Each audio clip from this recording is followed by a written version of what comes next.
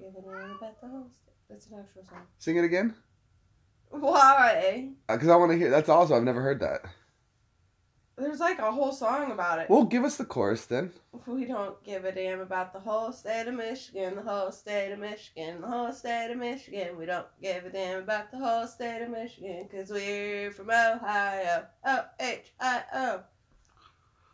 Hello, peoples. So you just heard the We Don't Give a Damn About Michigan song. Yeah, because today's the Michigan game. Is it the Michigan game today? Okay. Yeah, Well, Ohio. apparently, if you guys are my friends in the UK, Ohio and Michigan, two crappy states, but they hate each other. Huh? Shit, Ohio's pretty great. In general. Well, I mean, yeah. We have the Football Hall of Fame, we have the Rock and Roll Hall of Fame, we have Cedar Point.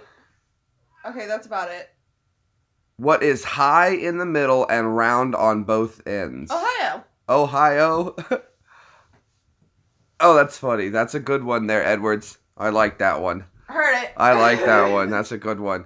Hello, Diane, Gary, Lex. Everybody's stopping in. As you can see by the title, I'm sick. I had 100 fever today, or last night at least. Last few days just not been feeling good. Is my computer dead? Is it? Probably. You left it on. I left it on and open all night. Yep. No good. Okay. Yeah, my fever's starting to go back up. But, you're sick too? Oh, no. My fever's starting to go back up, but I gotta go to work. It's like Manchester City versus Manchester United. It could very well be, but on a deeper fundamental level, they'll I don't know, Michigan. It's also American football. Well, yeah, but they go out of their way to hate each other on this thing. It's Michigan. No, we don't. There's some crazy. There's people. a whole entire thing about it. I actually found out the whole reason why Ohio and Michigan hate each other. Why? Because there's a school in Michigan that claims that their colors were scarlet and gray first. So Ohio State football team can't be scarlet and gray. It's supposed to be porpoise gray and ruby red.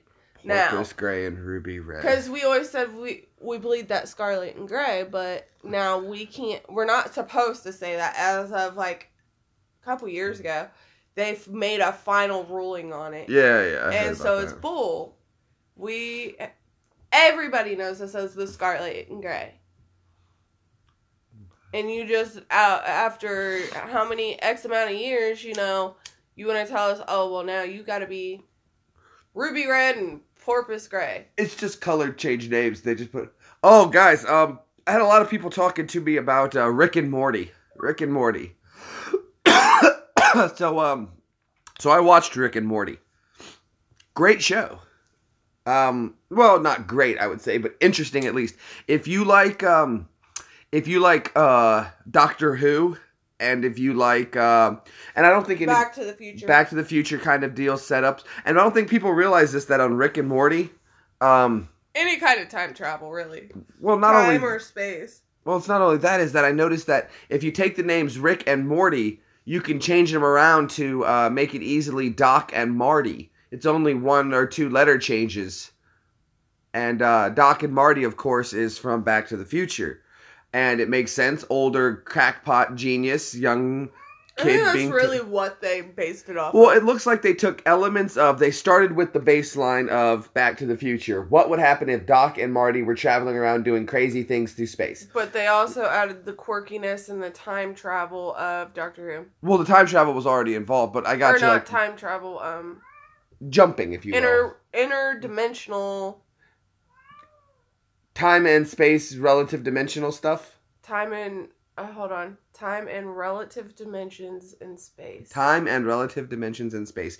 If you guys don't know what a time and relative dimensions in space is, you should know. You should know. Oh, and once again, we cleared 1,300 subscribers, 1,302. The numbers have been jumping and up and down a little bit, but this is the first time we've been solidly over 1,300. I think I've got up to 1,301, but then I lose 1 or 2. But so far to get 2 over is good, because even if I lose 2, I'm still at my 1,300 mark. So thank you guys so much to everybody. Ash's channel, he's going to pass me in no time. I'm so proud of him, everything he's been doing. Steve's been doing great. You guys have got such a great crew over there. It's no wonder you guys are taking off. I wish I could be part of that tighter group to be over there with you and knocking it out. But we're working it from this end from America, and I'm so happy to have everybody on board. I think it's cool when Ash and Brad get together because it's like a crossover of your favorite shows. Well, right, but see though, Ash started on Brad's channel. I know. And he really wasn't. I know, part it's of it. like Private Practice and Grey's Anatomy. Okay, so Ash is Ash is the great private practice then? Yep. You're Private Practice, Ash. You're the crossover.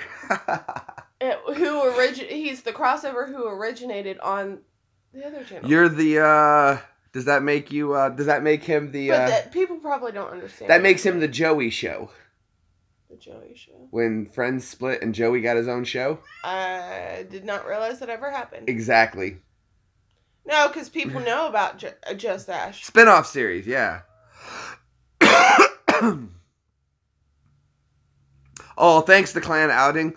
I loaded that video of the contrails yesterday, and I want to talk a little something on that just for fun. I think you need to scoot that I back. love doing those videos only for one reason, is that people get so angry that they have to comment these, like, paragraphs telling me how much of an idiot I am. And the funny thing is about doing the contrail videos is I don't really care what it is. It's something to film, and people seem to get a little tweaked about it. And the fact that someone wrote me, like, literally probably a 3-paragraph sentence explaining, 3-paragraph page explaining to me why I was wrong was hilarious. And they told me, you can't say a plane is unmarked. I'm like, I know, I was just saying it to be stupid, but it was so funny that this person got so enraged. Piper. I don't know. Piper. You read all of that, Gary? Oh my gosh, I read like 5 minutes of it and I was dying laughing on the floor. I went ahead and removed it because it was just funny. I want somebody to be the next person to think they're going to be the first one to let me know how much of an idiot I am. I love when they type out because you know what? The whole time he's sitting there, you know he had to watch the video at least once or twice while it ran through for him to get everything and go back and click on this and click on that. And to me, it's kind of like how Andy Kaufman back in the day thought it would be funny to have everybody get up and adjust their verticals on the TV at the same time. It's that same thing for me. The idea that someone sat for at least a good solid 10 minutes, 15 minutes, probably going back, type this part out. And then he's like, oh, what did he say there? That's just hilarious to me to think that he went through all of that just to yell at me. When you have the power of a delete button. Right? I mean, it's like, I really care what you think about a subject that I don't care about. I was bored. I'm sitting there. I'm like, what do I do? What do I do? Oh, look, there's the skies in the line. Let's just do that. I love doing videos like that because you get the whack jobs to come out of the woodwork, and that's what's fun. That's where the fun can begin, is when we... See, I like the trolls. Because I should have gone live yesterday. Yeah. And he was wrong, LOL.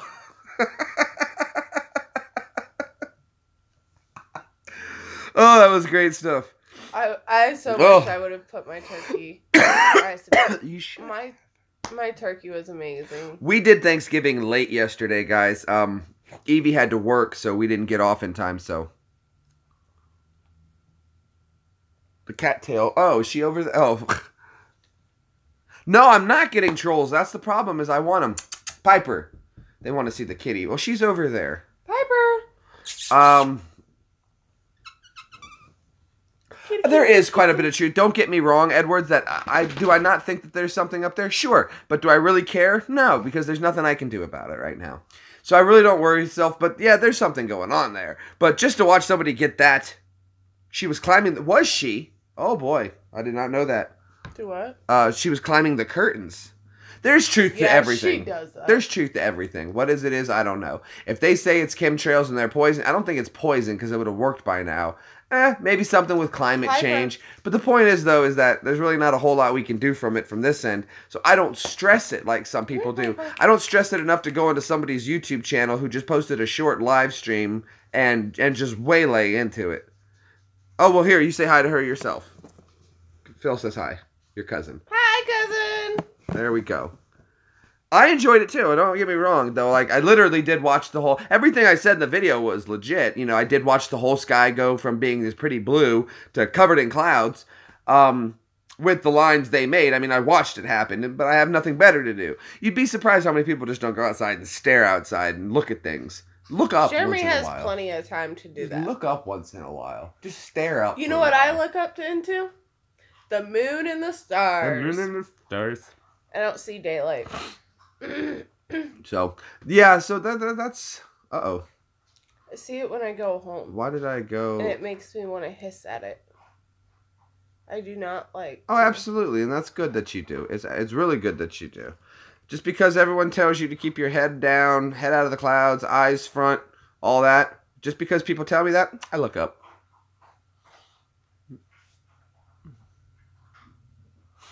But yeah. Asher's doing good, though, with his live stream. That was always my thing. If you're going to hide something from somebody, put it up. We used to hang people's masks on the wall inside the other masks that I had on my wall.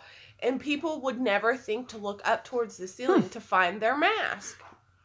I love sky watching. I think, Phil says, I think looking up at the moon and the stars seems better. It's more thought-inspiring to me. Absolutely. You can see some very unusual stuff.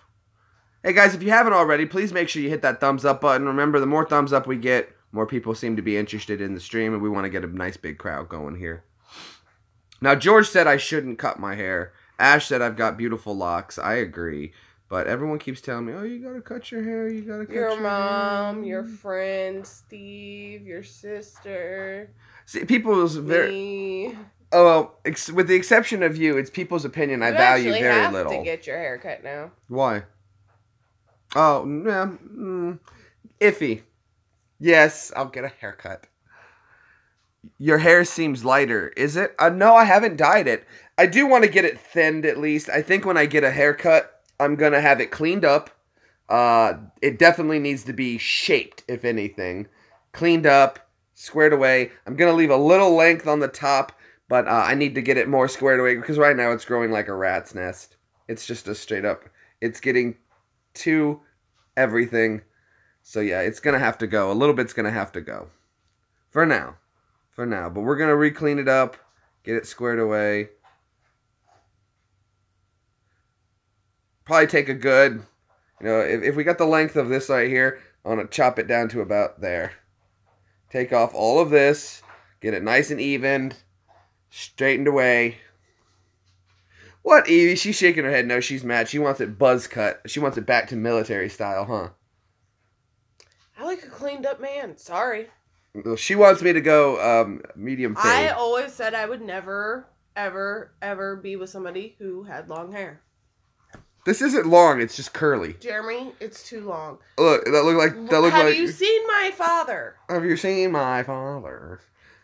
Stop! It's not. Well, funny. You said I like the mayor from Whoville. Not anymore. Now you just look like a freaking lunatic on the escape from the mental hospital. Oh, there we go. It's death-defying gravity feats. Can I go left more? There we go. Look, it's standing up. Ah. That's funny. It does need a cut though, and I do want to get it cut because I didn't follow through with cuts. Like when you grow your hair out and you want to do it nicely, you really do need to shape it correctly the whole time.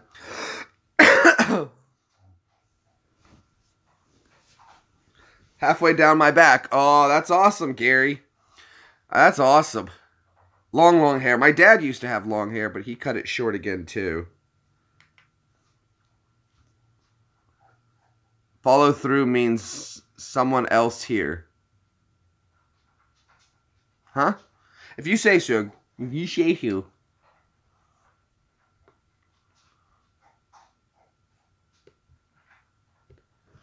Oh boy.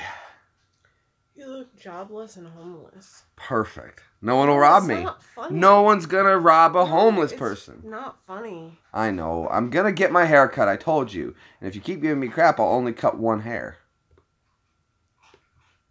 Because that wasn't the deal. I'll go like this. Haircut. And that's a haircut, right? Wouldn't it be a funny video if you walked into a barber shop, though, and if you could get someone to film it, and you're like, okay, I need to get a haircut, and you sit down in the chair, and they're like, okay, what can I do for you?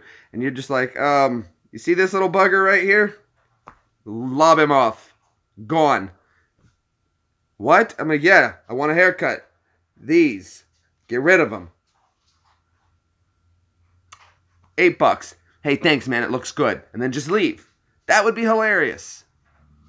I don't know, to me, doing the simplest form of a job on film and catching somebody by surprise doing it is hilarious. That would make a great video, right? You see this? You see this right here? $8. Hey, man, thanks, dude. Looks good. Oh, man, that was just stressing me out, bro. Thank you so much. You handled it. I'm going to give you a good tip. That would be funny to me. That's just funny stuff to me.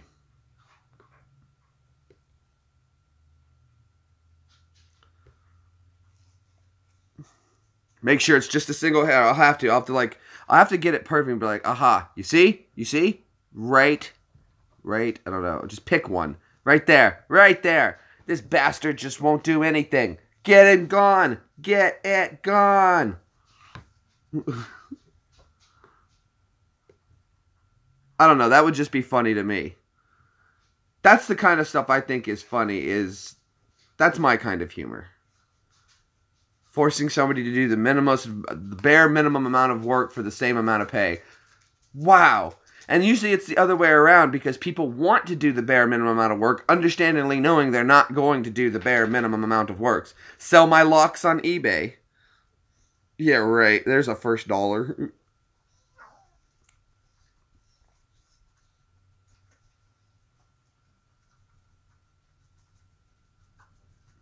It would go if I could get it. Now, the question is, though, do I set it up as a hidden? I think what I would do is just walk in with the camera running, and I would just set it down on the little barber chair thingy there, and I would go to a salon, clearly go to a salon.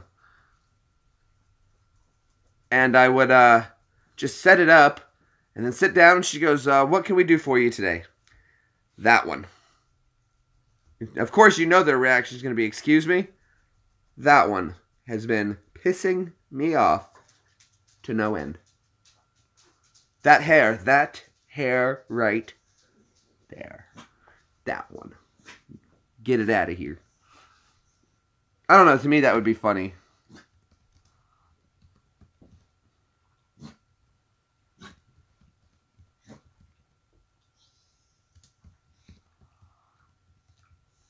Peanuts, stop. Things like that. That would be hilarious. See? What did you say, Phil? I'll have to go back and read that. Yeah, that's going to be the hard part, is trying to get the angles and the camera right without letting them know that clearly this is a video. Well, clearly it's going to be a video, but I'm going to be dead serious. Now, the whole idea, though, is I have to go in dead serious. Hello, David. Hello, Shelly. Or maybe when they cut that one, not that one. That was the good one. You cut the good one. That one was doing its job. No. How much would they charge? Well, probably if I want to do anything decent, it's probably going to be about a $15-20 to do that video. Because, yeah. But that's okay. That's not an impossible video. I definitely want to wait till summer, though. If I'm going to do a video like that. And, of course, I'll have a haircut probably prior then. You support Evie. Get it off. So there's somebody on your side, Evie. Lots of people on your side. But, well, I'm just thinking, if a woman has to keep herself up for somebody, then equally that should be the same. Well, and that's why I'm gonna get it cut for you, because you want it to look nice. But isn't it how you would say that you should support somebody in however they are? But no. No. Oh. No. I would love to wait for Brad Nash if I could wait that long, but I don't think I'm going to be able to. And Phil agrees. He said blood is thicker than water, so if he has to wait, he'll agree with you. Or he agrees with you if he has to go with family over. Hold on, let's get rid of this loose string. There we go. Ah! Okay. I don't want to hear it. Oh, I burned myself. Mine is bad. Good. Look how bad that is. I got down to meat. Oh, I know you burned the crap out of yourself last night on the Twakey. Yeah, I got down at least like 3 or 4 Dude, I layers. fried a little hairs, and I'm not gonna lie to you. I bet I'd make some wicked good barbecue. Do you know, like, cannibals, they wouldn't eat pulled pork, they'd eat pulled person? They'd eat pulled person. That's funny.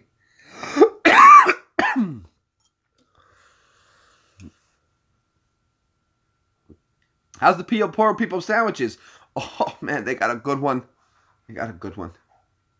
It's just things like that. You gotta think about things like that. Oh my god, it's so cold. I'm burning up. I don't know how you're cold. Hold on. I am freezing. You have it in your hair. Give No, I it don't. here. It's on my temporal. Look. Told you weren't doing it correctly. Error.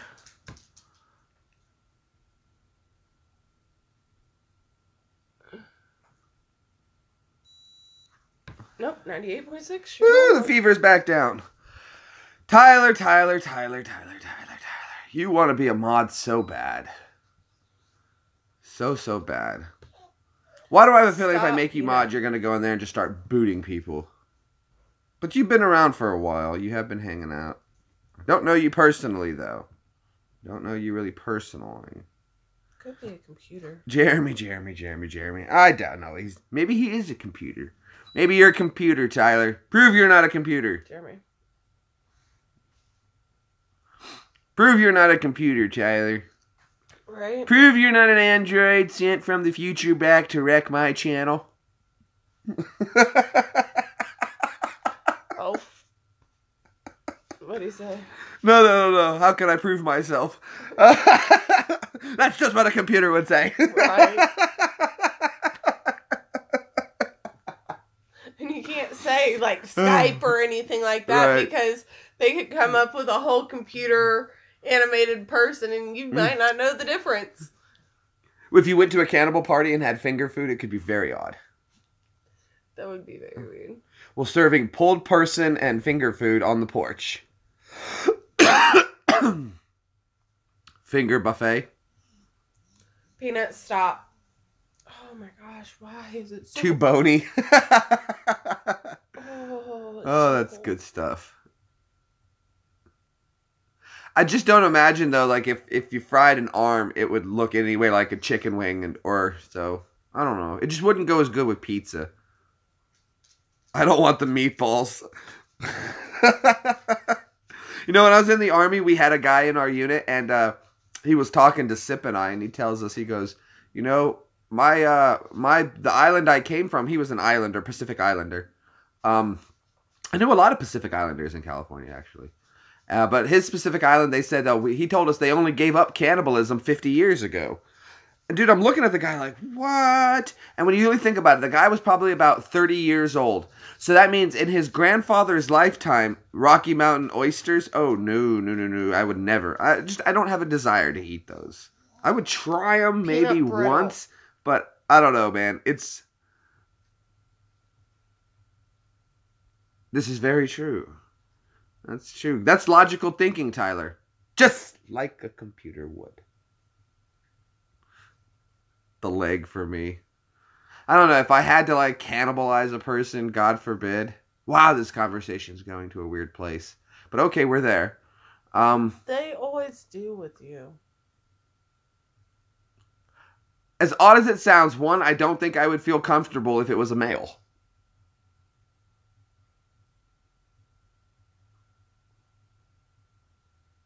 Just like, this is a dude. I don't know, that's just not... Wow. Well, like, if you think about it, you always gotta tenderize, you want nice and tender stuff. Well, girls would be tenderer, because they're softer. It just makes sense that they would be better meat. Less of it, kind of like you get like a good cut of meat, there's less of it, but it's the best part. So, I don't know, like, female leg, I think, would, if I had to cannibalize this thing, female that part would be okay, I guess. You don't think about these things when, like, okay, when the last time you had a strip of bacon, did you ever think, I wonder if this was a male or female bacon? No. I know. Now you will. No, I won't. You want to know why? Because bacon's fucking delicious no matter the gender. Right, but do you think people would be the same? No, because I don't think about eating humans. Glutinous Maximus. You'd want to eat their butt? A little butt roast? I would never eat a human unless it was, like, the only thing standing between me and survival. So, I don't consider it. I don't know. These is just some weird topics. The only thing I contemplate about people eating people is how could you eat somebody just like that on a regular basis? Food is food. I don't know, Ash. I mean, normally, okay, yeah, but potato chips are neutral. Those are, it doesn't really matter. Well, with carrots, do you wonder about those? No, because they're asexual, I believe. Okay, name a plant that's not, that you need a male and a female. Apples, right? Is it? I think I don't know.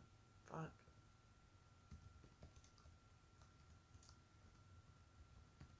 I'm trying to think of something that has to be pollinated.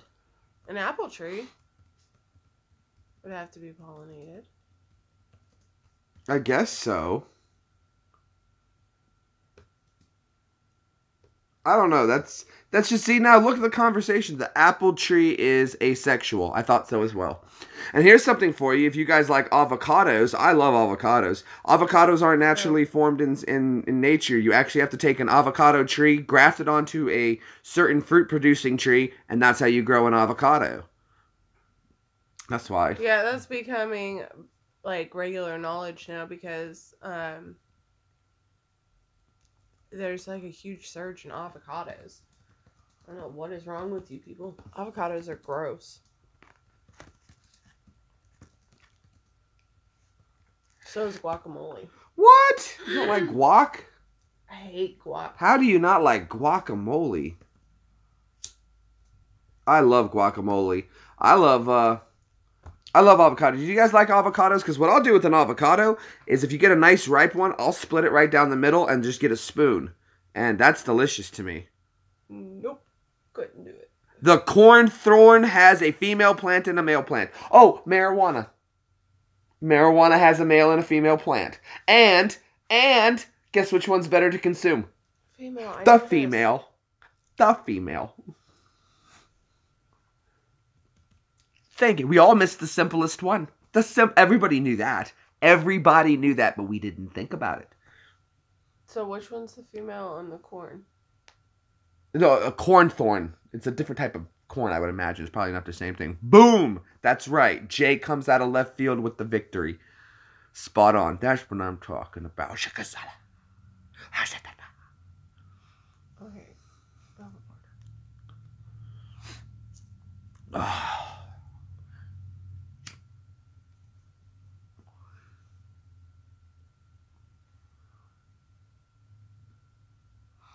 Well, you could, I guess, sex the plant up to a certain point. There's a way to do that. Cowthorn, you know those nasty buggers that stick to your feet? Oh, we call them stickers. Oh. I stepped on a sticker. But you don't eat those. But I guess they are. Who said anything about eating them? They're just male and female plants. I was talking about plants that you could eat. Oh. Yeah. Okay. Because we were on the topic of male or female. Very true, very true. Okay, so is there a plant out there that we can eat? You could if you wanted. I mean, I guess you could. You can eat anything that you can put into your stomach. But doesn't mean that it's healthy. I mean, you could eat lead paint. I want to get that coffee that they feed the coffee bean to that cat-like creature, and then it poops it out, and then they roast that, and then they sell that. It's like the world's most expensive coffee. I would love to have a cup. I would love to take Wouldn't that be great if I ordered like a little bit, maybe like an ounce of it, and I made Sip and I a cup of the world's finest coffee, and we had the world's finest coffee and a J next time I see Sip. Cat poo coffee sounds cool. It's not quite a cat, Jay. J-Man's dad. Joe. That's Joe. J-Man went live for his first live stream last night. I was hoping he was going to be on for a while, but I think he got a little camera shy. But that's okay. Live streams aren't easy. It does take time. Yeah, I was my first one, It does take time. And you got to keep talking, and he'll get better at it. He did a great job. I actually have a method. Kopi Luco coffee. Ooh, wouldn't it be cool if I could get like a sampler of all these weird coffees? Let's see if they even make that one. If they make a weird coffee sampler. And Sip and I could do that. Coffee sampler.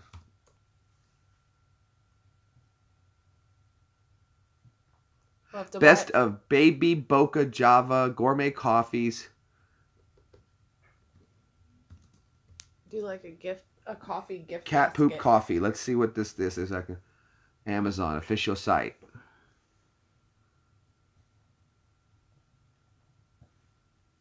Oh my gosh. All right, to buy that stuff, the gold, it's $349 for 200 grams of it. Wow, that's some expensive coffee, huh?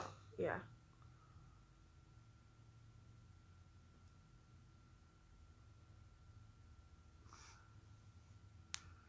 I think I'll go live Monday. Let's see, most expensive coffee in the world. Let's see if we can order. Well, someday I'll have to order some, and we'll get Sip to try it with us. I ain't trying it. Came out of a cat's butt. No. I am good. Okay, here we go. I got it looked up right here, guys. All right, I can get a bag of it, a small bag. Woo! $7.14 an ounce. Coffee. And how much is it? $24 for a small bag of it. That's not too bad. That's within reason that we could pay. Yeah. There's his Christmas gift. Or should I say Hanukkah gift? 16 ounces of the whole bean of it is $400. Wouldn't that be great, though, to do that for some police officers or something like that? People who drink a lot of coffee, buy them the most expensive coffee in the world and take it to them?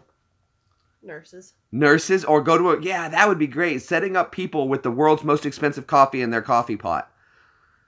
That would be a great video to do. Go around setting up people with the world's most expensive coffee. Nurses, police officers. Like, hey guys, I'm doing a video here. I was hoping that I could fill your coffee pot for you. Make you guys a blend. Show them everything because we're not trying to be deceptive. Show them everything, what we're going to do for them. Tell them all about the video and make a precinct or a hospital the world's most expensive chocolate. Hello, Hazel. I know you were getting ready to go. Thank you for stopping back in, even though you keep spelling my name Jeremy. Don't worry, I was a kid and everyone used to call me Germany all the time, too. Maybe is that the joke that you're doing because of the country? You're making that joke, reptile girl? I love when you do your videos and you have your boa around the neck and you had your pretty, what was that? Evie has a rule, though. She likes lizards, but must have 2 legs, no more than 4. That's Evie's leg rule. Must have 2 legs, no more than 4. And that's her rule for animals. So I always try to come up with one that fits into that she won't like, and it's quite difficult. So maybe you guys can help me out with that. Ugh. I don't mess with spiders. Great idea for nurses and doctors. That would be a good idea. Go to the hospitals. We've got a very famous hospital not far from here. Maybe Evie and I could take a day there and see if I could go into the doctor's lounges and make them the most expensive cup of coffee. I mean, I don't see why not. A Komodo dragon. Komodo dragon. I would try to pet it. I try to pet raccoons all the time. Tyler. I would have pet that. I tried to pet the possum. I pet a stingray. It wanted to be pet. It wanted to be pet. I didn't like it. It was creepy. We went to the aquarium. They were begging to be pet. And they were sticking their flap out of the water because they wanted people to come and pet them. It was so cool. It was cool that they wanted to be pet, but I did not want to pet them. I pet them. I have a leg rule. And they have no legs. They do feel like a rubbery But feeling. they do remind me of that one chick on Doctor Who, the last woman on Earth. She had so much plastic surgery she had to be moisturized. They might have been manta rays then or something. Well, they were smaller rays, but those kind of rays though were they were in a aquarium, so they're very used to people. Geckos are cool. Who doesn't love a gecko? I know you want to be a mod, Tyler. I know. I don't know why you want to be a mod. Oh, my arms. You want to buy another bearded dragon? That would be 5 lizards if we got another one. So she's got 4 lizards. I had an iguana growing up. She had an iguana. I've never had a lizard. Never owned any kind of lizard. And raccoons and a flying squirrel and a rabbit and a bird, a blue and gold macaw. He was cool. He said, "Go Bucks." He was Michigan colors. Though. How about that, Edward? Michigan colors that said "Go Bucks." It was a blue and gold macaw. And he liked to sing "Row, row, row your boat." Row, row, row your boat gently down the stream. Ha ha! I fooled you. I'm a submarine. You had a ferret. Were you? That means you were somebody's roommate at the time, Adrian, because only the worst of roommate douchebags get ferrets. I don't care for ferrets. I mean, I'll pet them and everything, but I don't care for them. Called it Funk with PH. That's a cool name. Funk. I like otters. If I could own an otter. Oh, yeah. But you can feed them cat food. So ferrets, you can feed them cat food. I would love to own a river otter, though. You can feed, that's what we fed the raccoons. Kitty cat food. Kitty cat food. Kitty cat food. Who don't like some kitty cat food? Kitties like food. They're so cute. Ferrets always try to bite you. Exactly. That's why I don't like them. Yeah, my buddy had one. And of course, he was somebody's roommate. And, yeah, I tried to play with it, and it just bit me all the time. I was like, well, just get a cat, dude. Just get a cat. See, you were his owner, and he still bit you. Now, I did see there was a video on the internet, though, where a mama ferret had some baby ferrets, and her owner was there, and she kept pulling his hand over to the box to show him what. You know, they're very proud little kids. They're cute little animals, and she was very proud to show off her litter to her owner. So that's a cool little video I saw. If you guys ever check that out, Mama Ferret shows babies off to owner. I had a cat. That was a really cute video. She had her kittens in my bottom drawer, and she would take the kittens down if she had to go to the bathroom. Mom moved them into her closet, and she would take them down to my mom so she could go to the bathroom, eat, and then she would take them one by one from my mom and take them back upstairs. So my mom would babysit. It was cute. Joe, do you have a ferret right now? 10 years later, I still have the scar, says Adrian. Hold on, this is gonna be great. I think Joe has one as well. I love learning everybody's names too. I know you guys have some really cool screen names and the J-Man Show, but I do enjoy learning you guys' names personally, and I try to remember everybody's. Oh, for God's sakes, Tyler.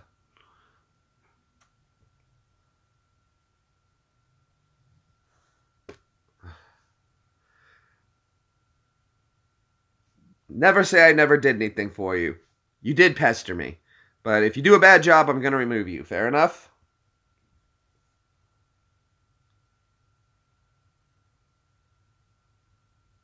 Now you're going to be good now, because everyone's told me, be careful, because you've been begging for this, so don't make me regret my decision.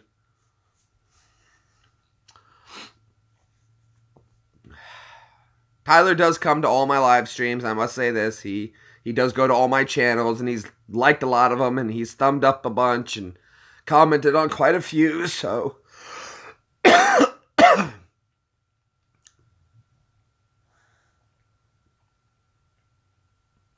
Oh, that's good. At least you know yourself well enough to know. And Tyler, let's try to get some of your buddies to come over and join us since you're now one of my moderators.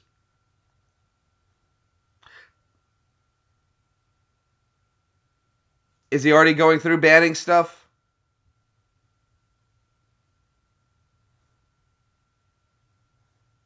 Oh. Man, I had the finger on the button, Phil. Don't do that. Oh, I had my finger on the button, Phil.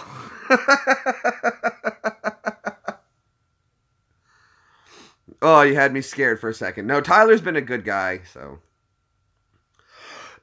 Actually, Phil off his tree. Phil off his tree needs to be one as well. We're starting to get a little bit of a bigger audience, so we'll have a couple in there. So there you go, Phil. Might as well. You're my cousin by marriage, so it's only fair. All right, there we go. We've got a few mods in there. Ash, you still around, bud? You and Steve still hanging out, checking, chatting, playing with tater chips? Those are called tater chips, by the way. Tater chips. Potato chips. Potato chips. That's my phone. Oh, on my feet. Oh, God, my head is killing me. You guys are nuts. You guys are crazy. Oh, spam. How do you eat spam? You know, spam is an acronym. It stands for shitty processed ass meat. When you're doing a live stream there, Hazel, there's two ways you can make somebody a mod. And you do need to have mods if you're going to be doing live streams. It does help out quite a bit because, like, for instance, George, who I talk to on the regular all the time, Phil as well, obviously Tyler now, they know that certain things I don't want in my live streams, certain types of talking and ways of just stuff like that. Certain ways of communications I don't allow in mine. I do ask to always be responsible, and we try to time out first. We give warnings, then we give timeouts, and then finally boots are the last absolute possibility. But what you can do is two things. One, when you're in the live stream, you go into, like, you're going to watch the live stream there, Hazel, and on the right side, on the live chat, you'll see a 3 dot next to everybody's name. You click on that, and that's going to bring up a submod, a menu, and that allows you to work from there, add moderator and whatnot. The other way to do it, pretty much, well, swearing, we can allow some swearing, there's nothing wrong with a little, somebody dropping something here and there to be cute, but if someone wants to verbally start attacking or coming out on people, although I really don't care if someone does that, I just have zero tolerance for it. So that's all. It doesn't bother me and it doesn't get on my nerves. It's just that, and this may sound kind of rude, but I'm going to be very honest. This is my channel and we're going to do it my way. And if people don't like it my way, then you can go find a channel that's more suitable to your way. But this is my way. We're going to do things my way on my channel, my stuff. So again, what's that? I slept for 17 hours. Nice. 2 minutes. So again, positive is fine. We joke, we kid, we laugh, we have fun. We can talk about anything, but we're never going to get to the point of where someone comes on here, blah, blah, blah, and you, blah, blah, blah, go, blah, blah, blah, and, oh, your wife is this and that. We're not going to deal with that. And it's not that it bothers me. I just refuse to accept it. It's very simple. That's it. That's it. And then have fun. And then, I mean, what more could you want? Huh? And I know that sounds arrogant of me, and for that, I do apologize, but that's me. It's my way.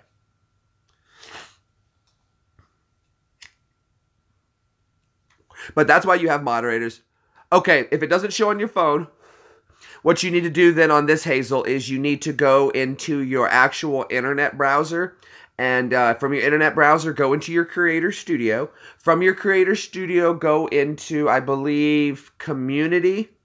And from Community, you can, there's a sub-menu, I think, in Advanced Settings. And it'll say Add Moderators. And you can just copy and paste the channel link. Copy and paste it to it, and that person will then be a moderator. Sounds like some TSA rubbed off on me at the airport. Not if I'm lucky, it's not. Well, you guys got to remember, though, the TSA is a government organization, and airports are private organizations. So if a private organization wants to invite a government organization in to monitor their mode of transportation, that's up to them. You don't have to fly. Oh, no problem, Hazel, absolutely. And that's something people don't think about. You don't have to fly.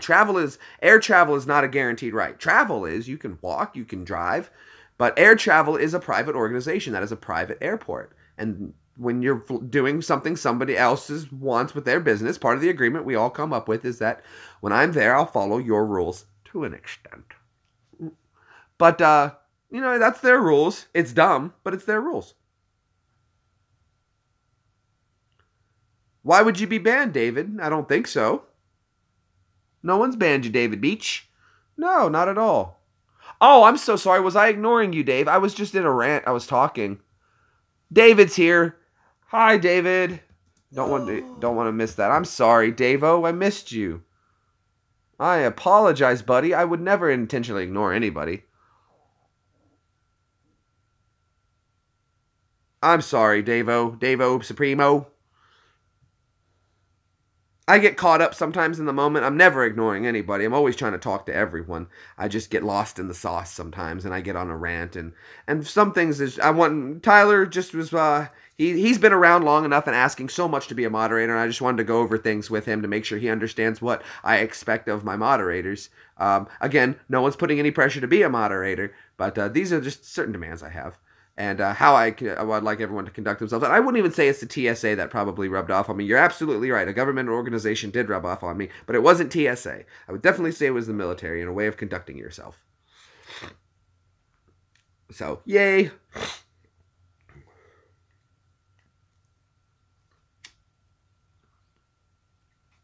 I do say I saw some kid's channel. He made a video about Japan and how everyone is just tries to be at all times very courteous to each other. No, Dolly, you know what, though? I'm going to do this for you, Frank. I'm going to do this for you, and I do this quite regularly. I'm going to write to Dolly Parton, and I'm going to request that she let me do a live stream with her. Is she going to do it? No. But maybe I'll pull some credentials from the record label, and I'll get it. Maybe. This is a shot in the dark, but I'm willing to take it. Maybe, just maybe, if I bother her enough, or maybe if all of us... we go to maybe Dolly Parton's Facebook or Twitter page or whatever, and we tell her about the Jay Greenbaum 85, maybe she'll contact me, reach out, or maybe she'll join us in a live stream one time. Wouldn't that be cool? Now, I reach out to Seth Rogen all the time. Call him, hey man, I'm your double. I'm your twin. He's Jewish Canadian. I'm Jewish Canadian. Huh? You thought we were tight. Me and Dolly? No, not like that. Absolutely, and that's the whole point of it. Like, somebody took that Contrail video way too seriously. Way too seriously. But at least it got you thinking. And maybe now you'll just look up once in a while. Because it's just everything has been put on eye level, straight in front, look forward. It's even like when I play my Call of Duty games. Things that are relatively to your eye level is what you tend to notice. And you can hide things if you just put them a little lower or a little higher. You can hide things so easily like that, just putting them out of eye level. And because the eye tends to look for things that it recognizes. For instance, you don't read. Did you know you don't read? You don't actually read. Your brain remembers what you've seen before. You recognize the words. You don't actually read it. You only need the first and the last letter for your brain to make an assumption. So pretty much when you read something, if you can just learn to focus on that, then you don't have to worry about reading. Like when I read a book, I can zoom through probably a full 2-3 pages out of a book. If I did like a really, regular thick book, I can read both pages probably in about, 15-20 seconds tops. And it's because I'm a good reader. I've always been really good at reading. Reading to your kids is a great show. I wouldn't doubt it. I wouldn't doubt it there, Frank. You're going to go get your permit carry class tomorrow. That's wonderful, David. That's wonderful, man. Good for you. Good for you. Guys, we're having such a great live stream. This is how I love it. You guys, we got 15 thumbs up, 17 people watching. You guys remember the tattoo. That's how you know. And thank you so much. That's a cool thumbs up. Wouldn't it be cool if maybe on the other thumb I got a thumbs up? That would be cool if I got the thumbs up symbol tattooed on this thumb just to balance it out. That might be cool. That might be cool. And I could be like, yeah, well, thumbs up my video and have a little thumbs up right there. That might be a cool idea. No disassemble, Stephanie.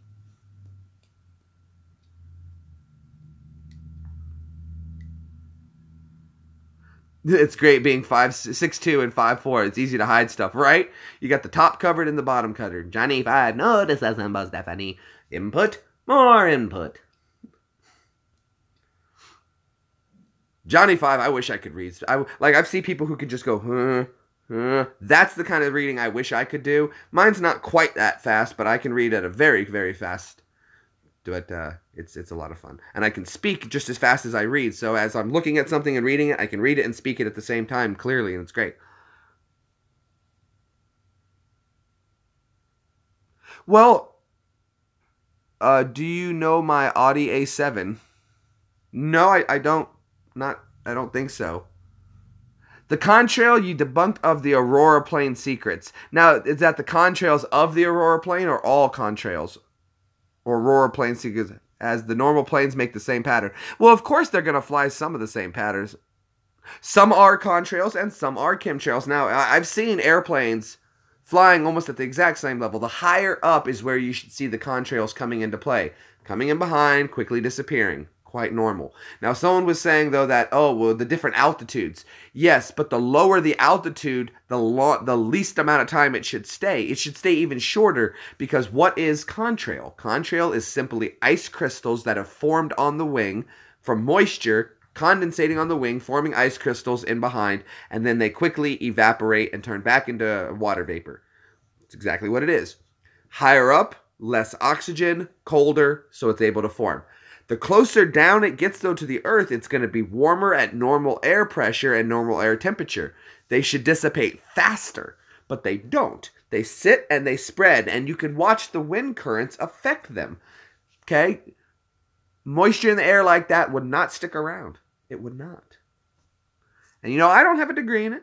I'm no scientist, but what I am is a reasonable person. I'm a person who can look at things and say, that doesn't make sense. That's all.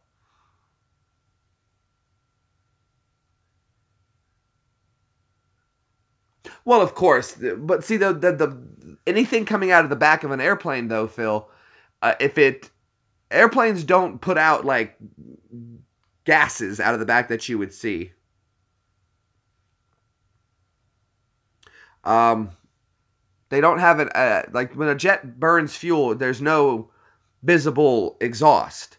Now, the blue flame that would come out of the back, that's called an afterburner, and that's something completely different, which I've seen tons of when I was in Iraq and Afghanistan. Not Afghanistan, just Iraq. We were on Saddam's old air base, and the jets would take off every 4 hours and land every 4 hours, all day, every day. And at night, it was really nice to watch because you could see them burning the blue cone coming out of the back for the afterburners as they took off, and then they just went straight vertical. It was absolutely awesome. One time, one was landing as we were passing under with our truck to work, and you know what, guys? I'll tell you this, dude. I'm not crazy. I'm not crazy when I see this, though. I've watched Fort Campbell use a weather machine to do something. What do? I don't know. And I worked on the generators. I know they monitor and they have weather information and they work with data, and they've got centers here at Fort Campbell, and you can watch the weather. If you guys ever are monitoring, just bored, go on the world weather and come over to Fort Campbell. Find Fort Campbell. If you think there's going to be a storm and you see America's going to be hit, watch the weather around Fort Campbell, Kentucky, just north of Nashville. And you will see when bad weather is coming on the radar, you'll see it like this, like a wall of bad weather. Here's Fort Campbell, right? And it'll be coming, and then it splits, and it goes around it every time. Or you've never seen the weirdest thing ever.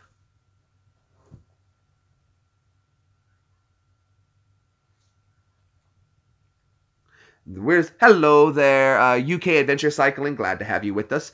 So if you watch the Fort Campbell, either the weather will split and go around and then come back around Fort Campbell, or you can watch on the radar, and I've never seen this, a solid wall. You'll see the weather, and weather is never like a nice clean line. It's always broken up and jagged and edgy, but you'll see it coming at us, and then there'll be a stop. The top part of it will continue to move on, the bottom part will continue to move on, but you'll see a straight digital line where it's just not pushing anymore, and then it breaks up, and then it dissipates, and then it goes on, and then it keeps moving once it's weakened it. They weaken it. They weaken it or they divert it. And why do they do that is the question. And it's very simple. It's very simple. It's because the 101st Airborne Division is one of the United States of America's finest fighting forces ready to go. In fact, they're boasting that the 101st Airborne Division can be anywhere in the world, anywhere in the world. If you started a conflict tomorrow, in 3 days, the Airborne can be there with trucks, tanks, airplanes, men, equipment, ready to fight, boots on ground, 10,000 strong. Like that. 3 days isn't a lot, considering that, it's going to take a day to mobilize, a day for travel, and a day to land and set and get ready to fight. That's pretty dang quick. And when I was stationed here at Fort Campbell, at my other unit at Fort Irwin, we didn't have to keep what's called ready bags. Oh, nice. So at my other unit at Fort Irwin, we didn't keep ready bags. And when I got here to Fort Campbell, they said, okay, here's your ready bag. Keep it packed at all times. I was like, what's this? What do you mean a ready bag? And they're like, we have to be ready to move at 72 hours. So if anything ever kicks off and we give you the call, you grab your ready bag and we go. And so the point of this though, is that because of that America's fighting force needing to be ready to go, it can't be affected by weather. If these birds need to move, if tornadoes came through the city outside of Fort Campbell and destroyed, a tornado hit a bunch of that, you're not just hitting civilians, you're really, really wrecking a lot of everything that's soldiery here. There's 50,000 troops in Fort Campbell. So you don't want them to be stranded, stuck, not able to move. So, that's why. So, yes.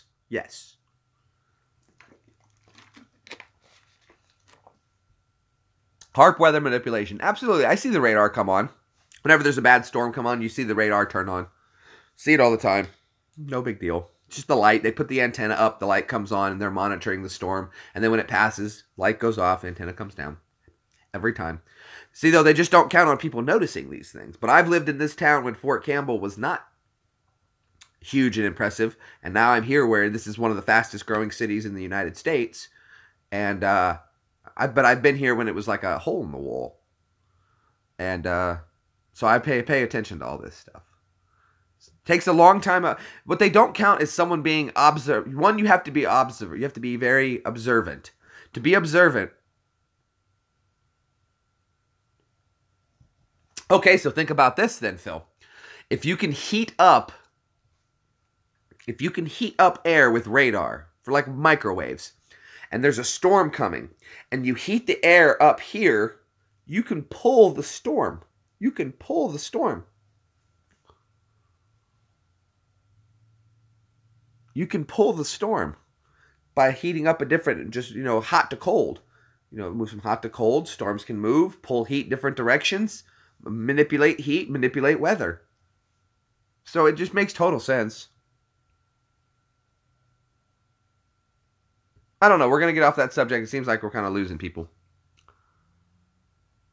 It sounds like a Bond movie, but, maybe if I wanted to do something like that, though, the first thing I would do is make a movie of it to make fun of it, so that people would be like, oh, that's a James Bond movie. They don't do that. That was in a James Bond movie, just like you're doing now.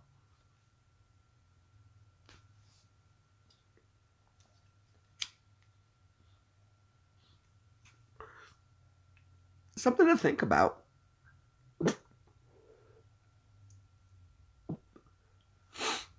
Yep.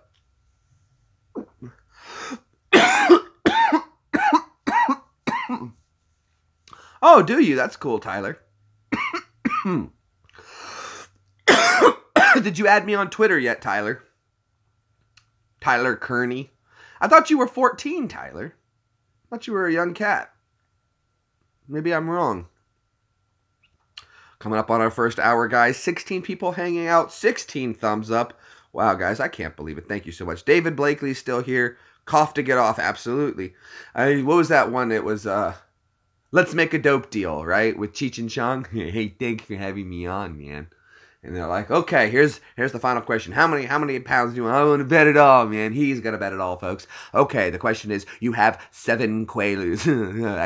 you got 7? I do. All right. No, you don't have them yet. Oh, man. I really wish I had them, though. And, okay, so here's the question. I'm ready. Okay, if you have 7 Quaaludes and you take 1. How many do you have left?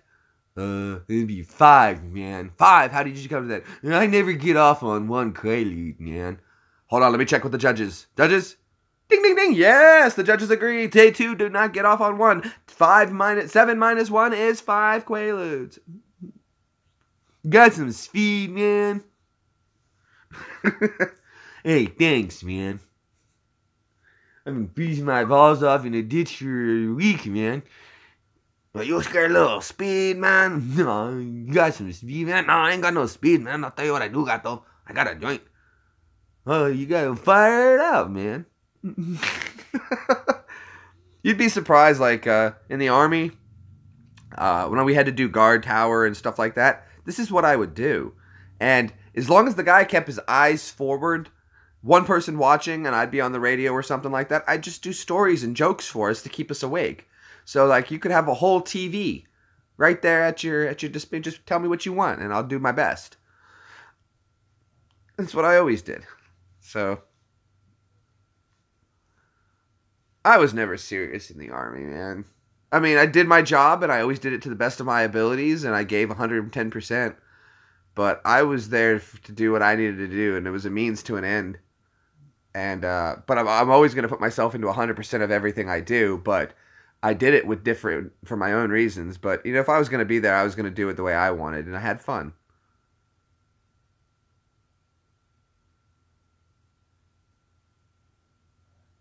Watched all 3, loved them flying the V. The flying V, yeah. My favorite one, though, was in the second movie, when, was it the second movie? Yes, the second movie.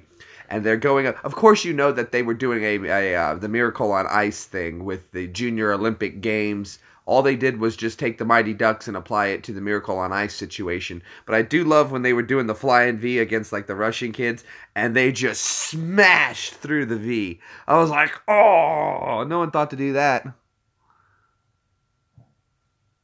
Yeah, you should go watch out some old Cheech and Chong. Always good to just make a dope deal, man.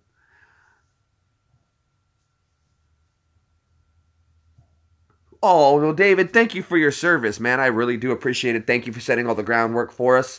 72 to 75. Hey, man, thank you so much for all you did, dude. Good stuff, huh? Getting it done, huh? Or oorah.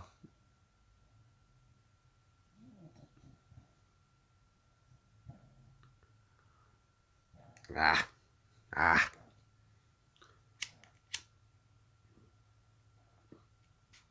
I like to think that I joined up at the right time and I got out at the right time.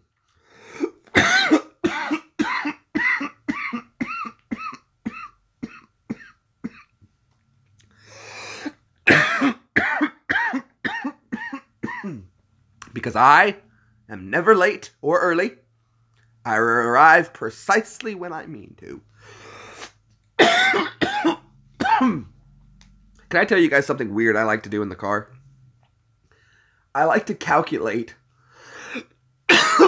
my miles per hour, how many miles I have left to go, and my speed, and try to guesstimate when I'm going to hit that mile marker. It's one of my favorite things to do.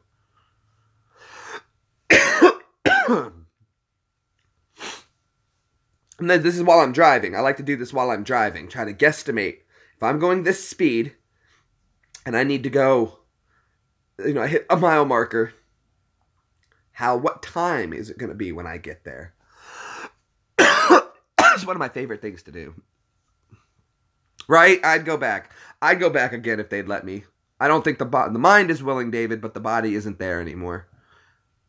I don't know if I could beat myself up to get back into fighting shape again. Because, dude, I'm going to tell you right now, I was talking to, I had to go have surgeries done, and I was talking to a sports medicine doctor, and I was telling him, I was like, it's athletes, they got to go through it a lot worse or something like that. Right, 60 miles an hour. So when you're doing an average of, say, like 73 miles, and I try to get it down to the minute. So, like, I never do a 0 or a 5 because that's too easy. So I like to usually, like, try to set it at, like, 73, 72, 68, something along those lines to make it a weird number. And then you got to try to maintain that speed.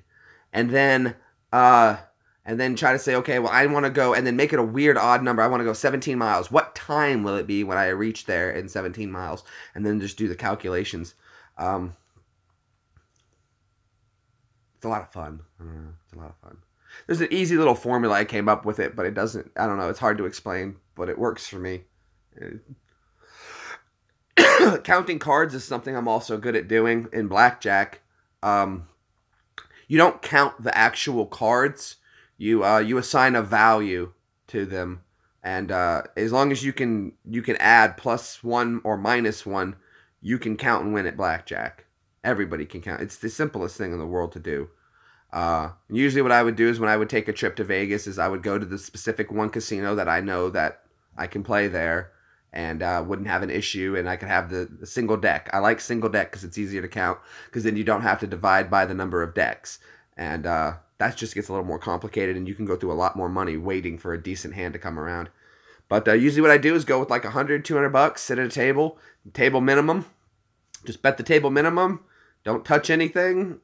If you win a one, cool, table minimum. As soon as you see that the pot is or the hand is set up the way you want it, I would drop usually $100 on it, usually nail the blackjack, win 1.5 times my money.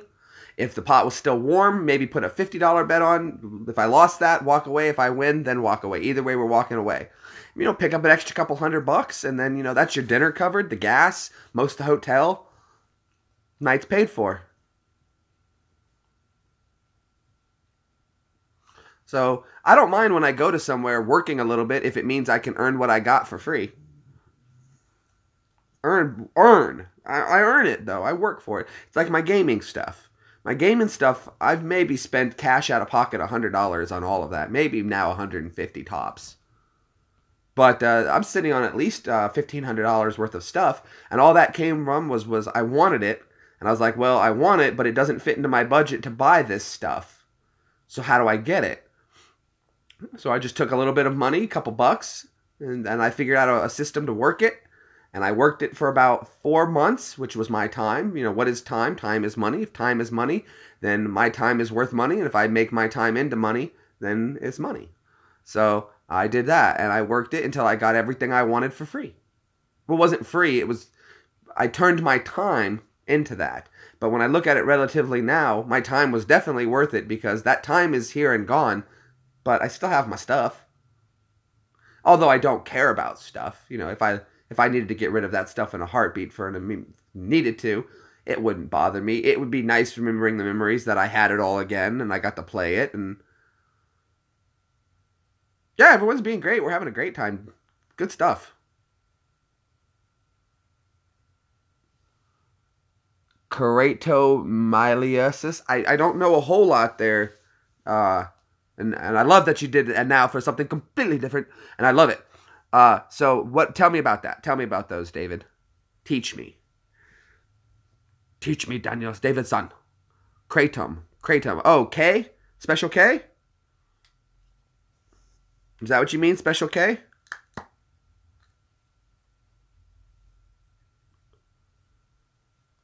The horse tranquilizer people, the drug people do. The horse tranquilizer crap. Right? It's called Special K. I don't do anything. I don't know anything about it. I've never done this stuff. Never seen this stuff. No desire. No desire. I got my stuff from the Garden of Whedon. I'm very happy with that. It does everything I need it to do and more. I'm doing well, Tyler. Thank you for asking. Well, hold on. Let's take a look. Let's find out. How about we do that? Knowing's half the battle. G.I. Joe.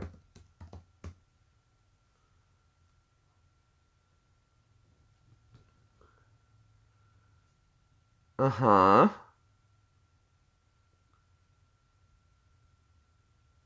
Shop Kratom. Well, Amazon has it.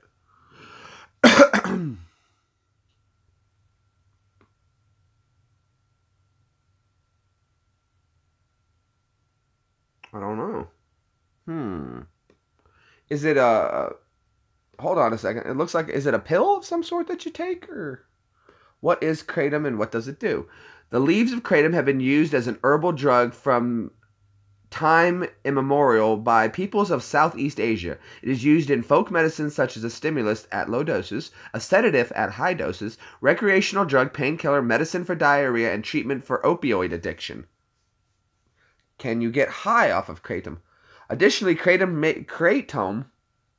Kratom, I may be saying it wrong, may produce a high or rush of euphoria that is akin to the effects of opioid use. It is even high doses, or even who have been taking kratom regularly over a period of time and develop dependence on or addiction to kratom may cause psychosis. So just remember, though, once you take it over a long period of time, it will become an addiction. And it can cause psychosis. Ketamine is special K. Thank you. No. Kratom. We just looked that up. Yeah, no, that's fine. That's Tyler. You can do whatever you want, buddy. You're just here to hang out, have fun.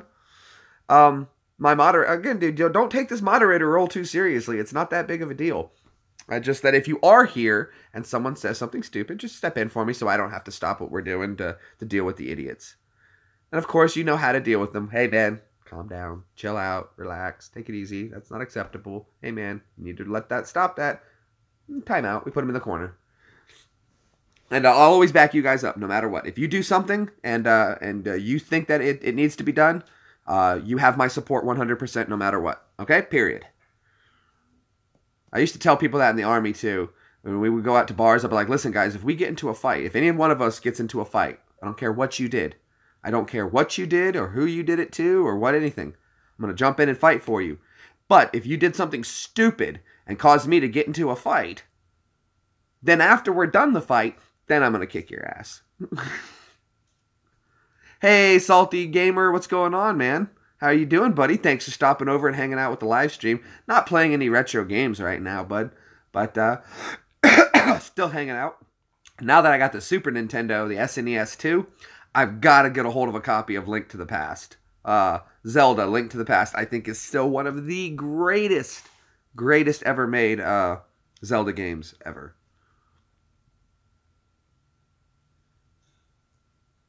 Oh, what's up, buddy? Okay, I got you. I was actually already at max level when you gave that to me, but that's fine. But you actually hooked me up with some really I was playing Call of Duty with Salty the other day, and he's got some really cool lobbies we had some fun playing around in, and he hooked me up with, what's been really nice is he hooked me up with the biggest thing you did for me, thank you, sir, thank you, is the ghillie suit. It has been an absolute pleasure. Absolute pleasure that you hooked me up with that on the ghillie suit, because now it's been great. I've been hiding twice as well. I've been just waiting for the time when I would finally have a ghillie suit and just lock, stock, ready to rock, born, bred, and fed. Hooah. Yeah. Awesome stuff, though. Awesome stuff. But, yeah, man, I'll be playing some Call of Duty later tonight, probably. So if you're on, just look for me. Glad I was able to get a live stream, man. I really wasn't planning on, I don't know what's been going on. I haven't been feeling good, so I just really wasn't planning on doing a lot of live streams today.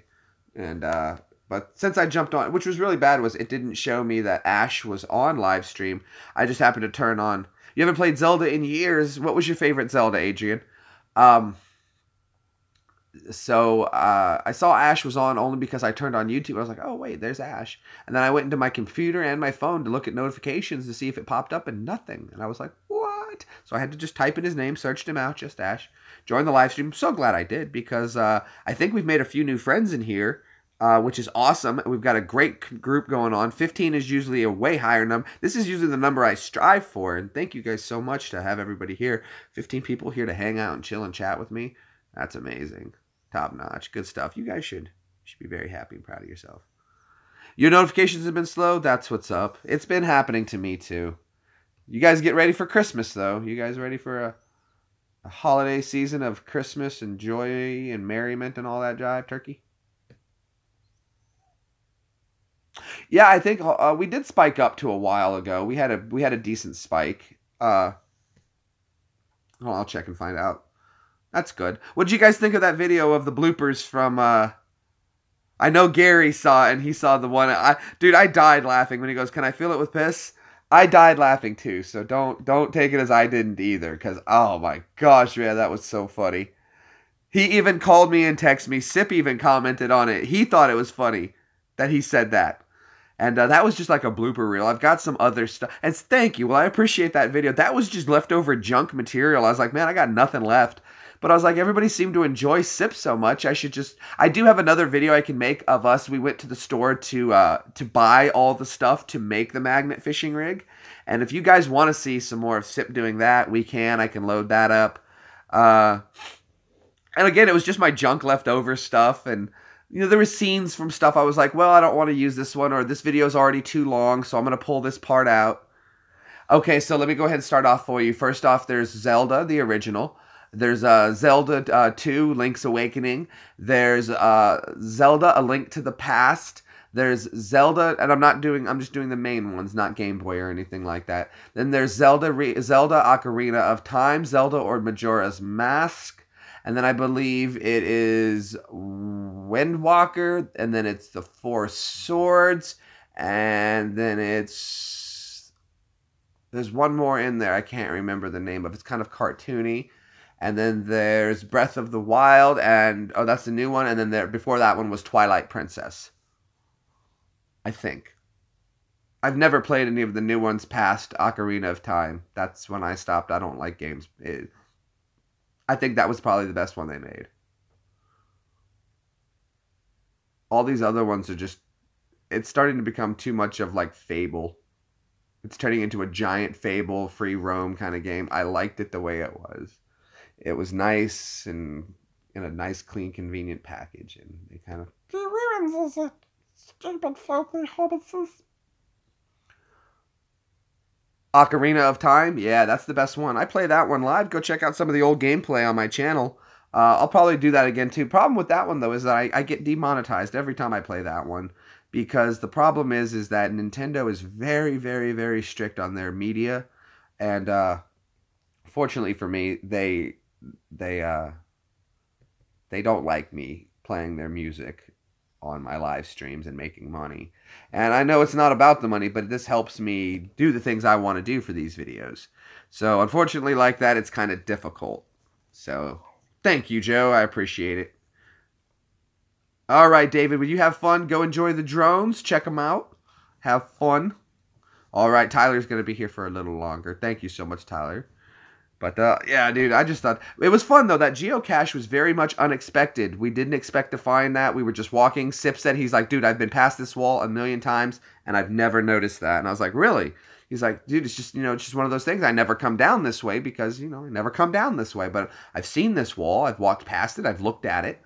There's never a desire to go past it.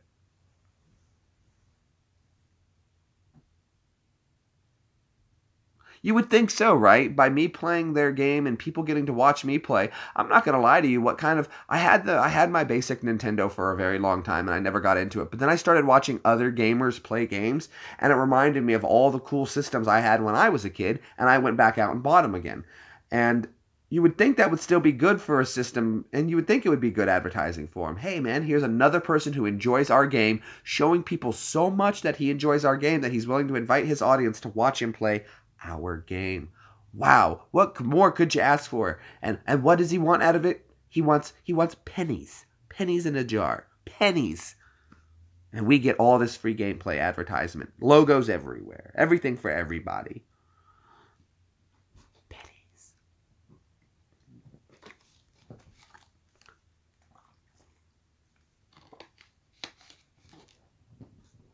Pennies, I say.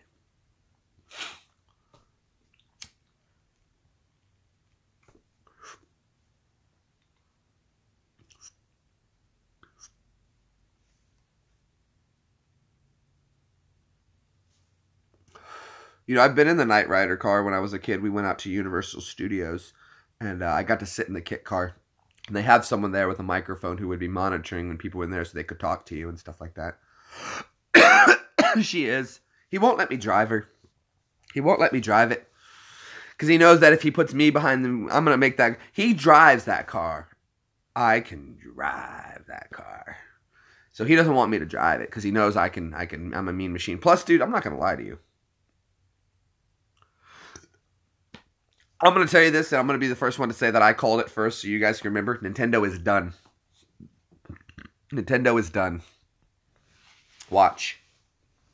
What's going to happen is Nintendo is just going to turn into something just like Sega. They're going to fade off, and they're going to wind up licensing out their games and stuff. They're going to continue to make games, software, and but then I think they're going to stop making hardware. They can't keep up.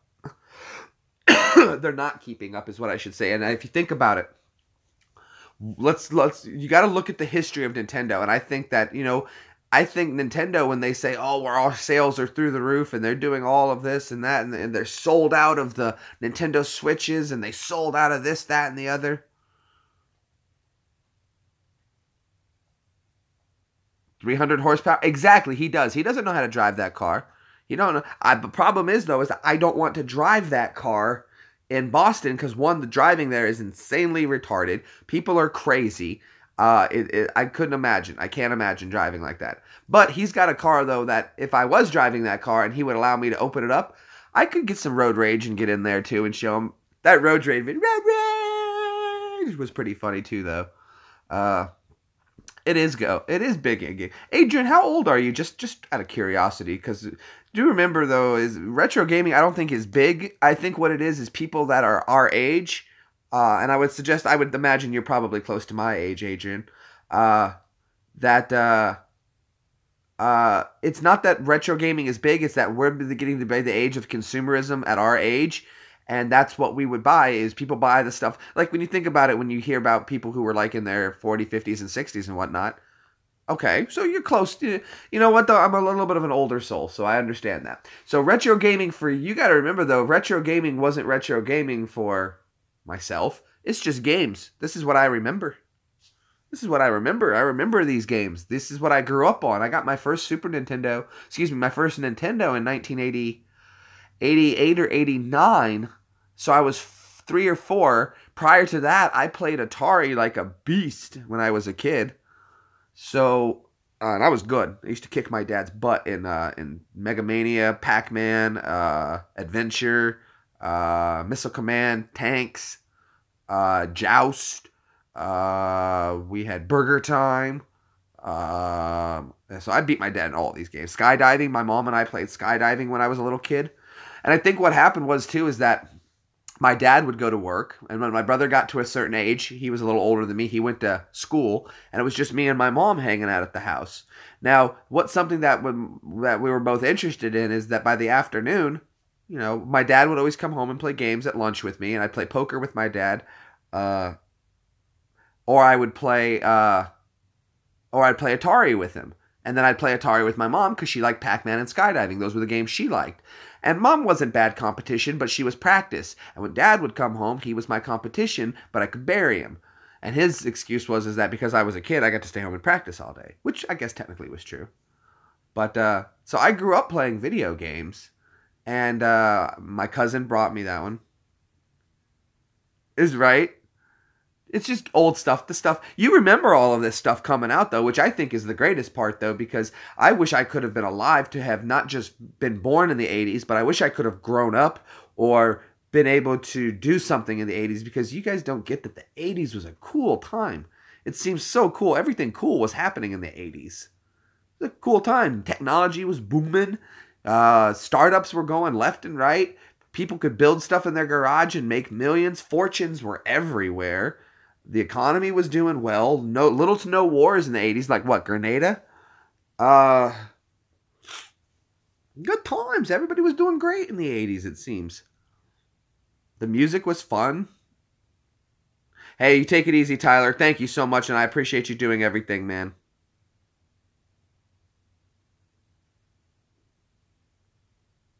See, and that stuff would have been so cool to see computers booming. And my dad was from California in the 70s, 80s. He was in California, so he was right there, San Fernando Valley, right there, in the heart of everything. And that would have been so cool to be a part of that, There was no drug tests back then, no cameras everywhere.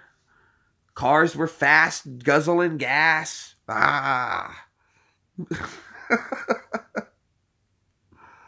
Oh, yeah. Tyler, it's my pleasure. Thank you for doing a good job, and I appreciate it, buddy. Take it easy. We hope to see you on the next one. So I got a lot of moderators in here, but that's fine though, because the problem is though that being that I'm not on y'all's time zone, it does actually help out to have a lot more moderators. I do need British moderators and American moderators, and we got a good mix now because of the time difference. It's so much difference in the time that sometimes if I get on at like 7 o'clock at night here in America, that's just way too late for my people in the UK. And I always have to adjust for that. That's why 3 in the afternoon is a good time. Everyone's out of school here.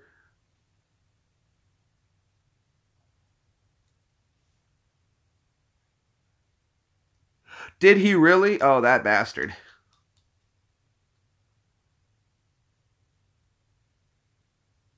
That's terrible. He robbed you. You bought into it at age 15, Phil. You bought in, and he played you over.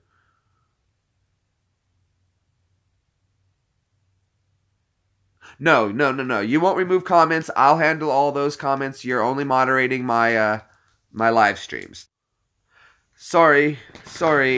My mom called. She knew I wasn't feeling well, so she's bringing me leftovers from Thanksgiving so I don't have to cook tonight. I guarantee my fever will be back.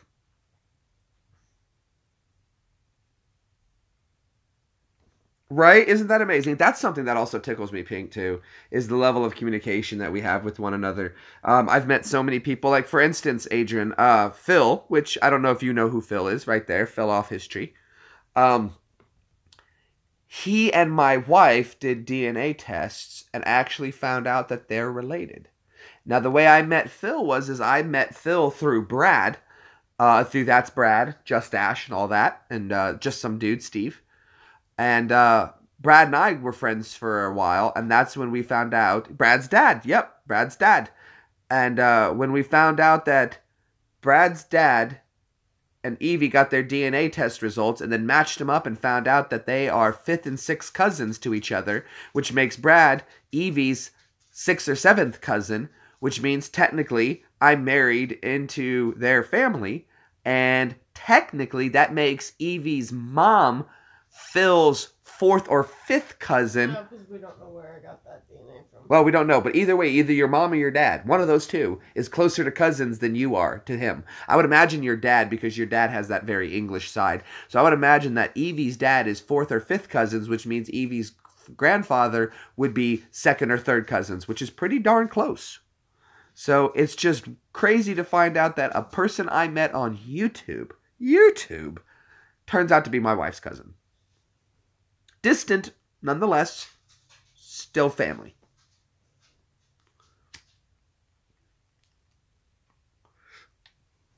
That's amazing. You know, I would expect, like, eventually we all break down to somebody's cousins, but I think it's down to, like, the 23rd. 23rd cousins, we're all 23rd cousins in some way or some form like that. But to get into the top, even 6 or 7, that's not a lot off. That's only like 4 or 5 generations off from somebody in your family and somebody in her family. We're like, hey,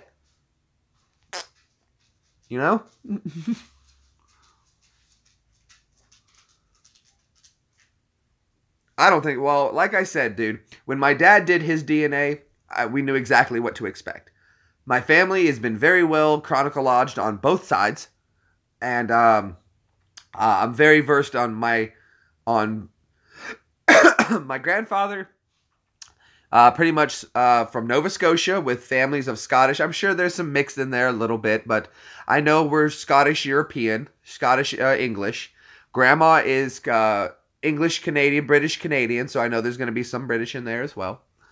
On Dad's side of the family, I am the first mixed non-Jew in the family. I am the first of the kids born.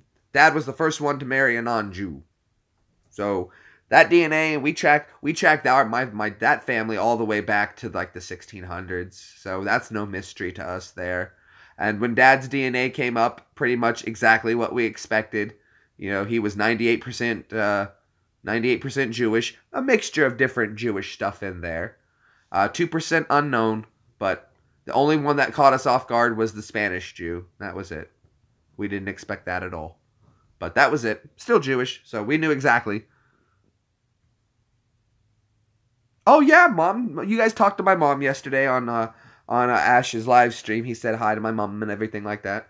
And she's got Scottish grandparents from Glasgow and all of that jive. So yes, so I know I have Scottish family. Absolutely, that's not without a question. And Nova Scotia makes sense why I've got family. Jack, how you doing, buddy? Jack McCready in the house making coffee.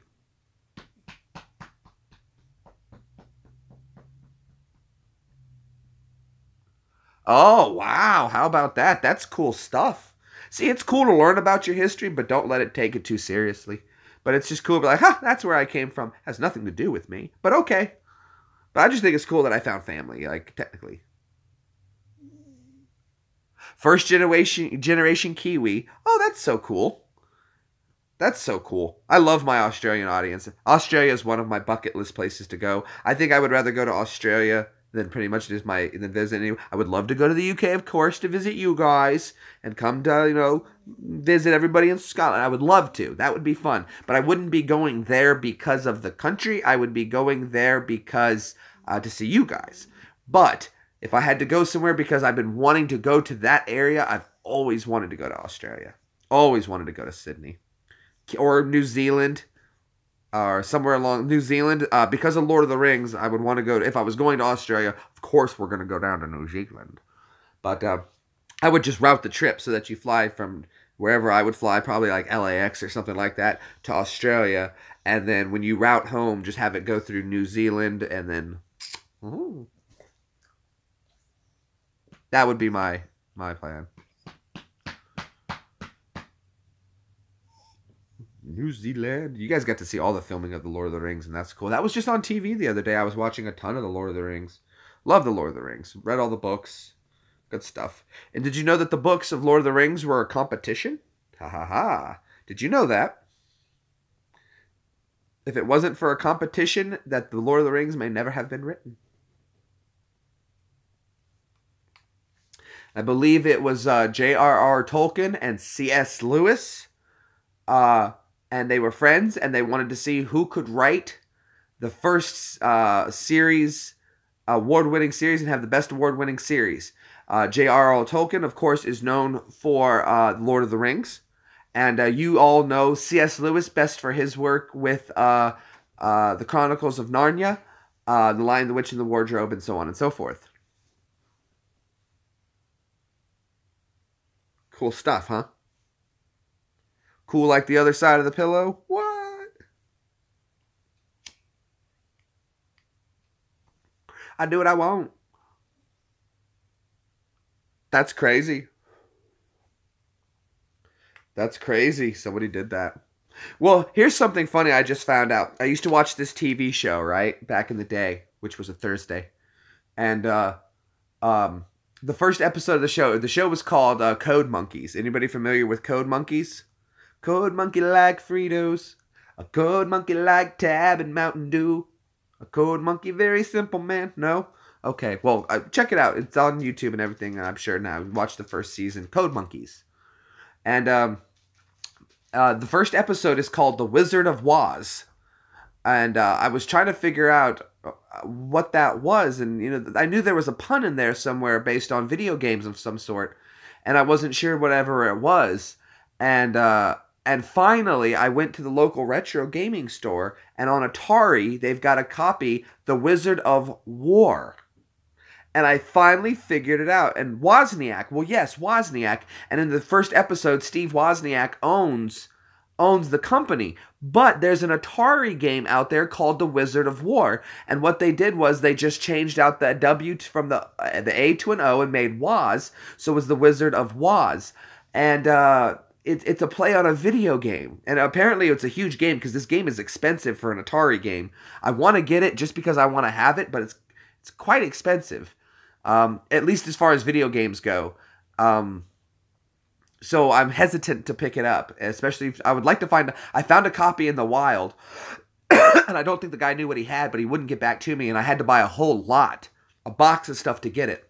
But the price was going to be worth it, but he would never get back to me. But the Wizard of... Let me look it up real quick. The Wiz of War. Atari.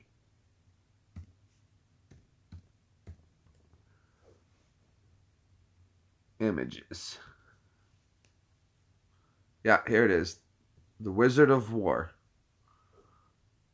There it is. Okay, look. See? The Wizard of War. And what they did was they called the first episode The Wizard of Woz. And that's what they were doing. It took me 10 years to figure out that joke. But I've been thinking about it for 10 years.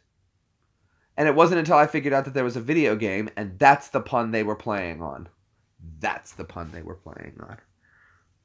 Mystery solved, Scooby-Doo. And I'm going to buy that game someday. Maybe if I get some Christmas money. I don't know. I'll go out and buy that game for myself. But usually it's... And when I say it's a lot in the video gaming world, to me, I think it's like $18 to $23 for this game. And again, that's just a lot for an Atari game. And so I'm hesitant to go buy it. But I do want it for my collection. They've had it there for a while. I'd like to see the price drop a little on it. Maybe they drop it down to... Well, hold on. What were they offering? What was it for sale here? Wizard of Woz. Oh, War. Wizard of War. Has it as low as $3. Do they? Let me see.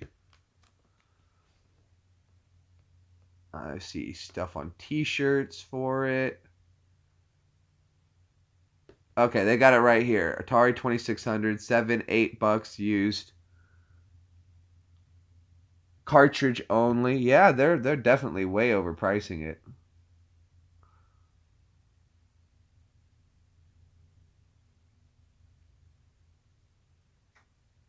Oh yeah, so it's not that definitely this game store is definitely ripping off then because they're charging an arm and a leg for it. Well, I may just have to pick that one up then, just for my... I just want that one just because of that joke, though. That's it. That's all.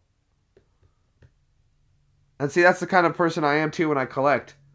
I don't want it because of the gameplay. I want it because it's a funny joke. Someone made a joke about it, and it's funny.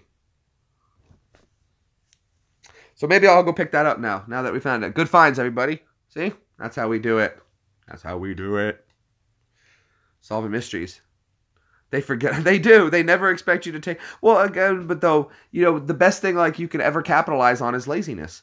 And it's if someone just doesn't want to go out and take the time to do it themselves, it's just like how I was able to get all my stuff for free. I just took the time.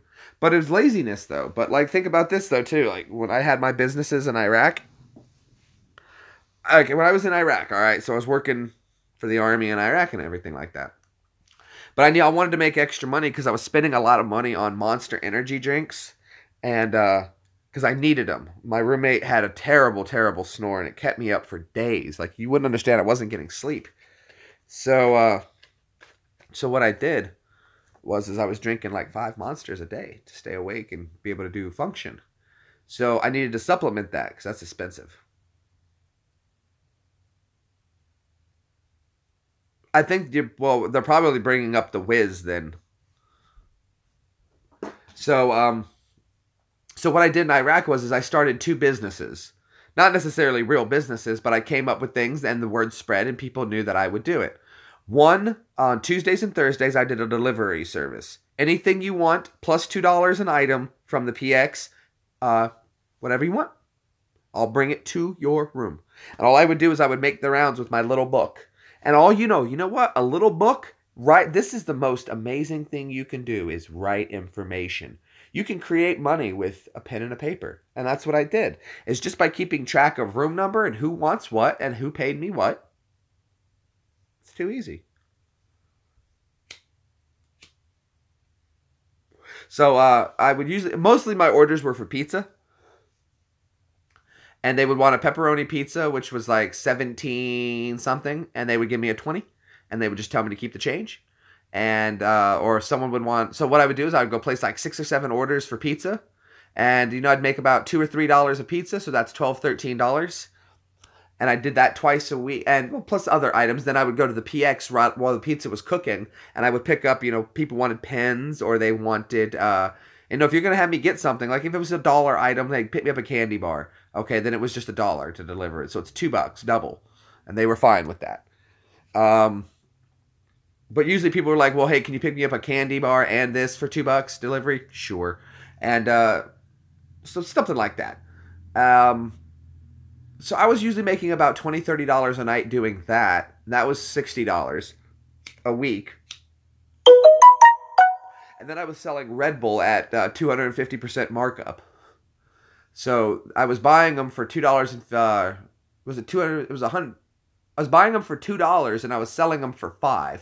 Yeah, that's what it was. I was buying them for $2 and selling them for $5. But the thing about it was, though, is it's supply and demand. And I would buy them 80 at a time for $160. And what I would do is I would keep them. I got a fridge. Electricity was free, so no big deal there. So I would load my little fridge up with ice cold Red Bulls. Red Bulls. I was selling Red Bulls, not Monsters, Red Bulls. Ice cold Red Bulls. Now, I did do something for my people, though. Eventually, I stepped up to buying the $3 cans, the little bit bigger ones, and still keeping the price the same. I still kept the price the same. I bought bigger ones, but I sold them still for $5, made everybody happy. Because I was selling the little cans for $5. Nowadays, you go pick one up, they're $3.99, so it's only $1 off what I was selling them, but I was getting them for $2 tax-free in Iraq. So, flipping those, when I would buy $2 a can, buying $160 worth, 80, I was making $3 a can. 80 times 3 is 240, I believe. Yes. And so I was making $240 a case.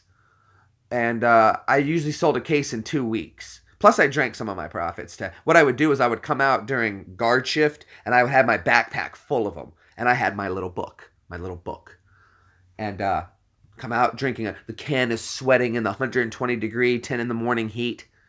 Oh, this is ice cold. You look like you need a Red Bull. Oh, you don't know. Oh, yeah, man, I do. I need a Red Bull.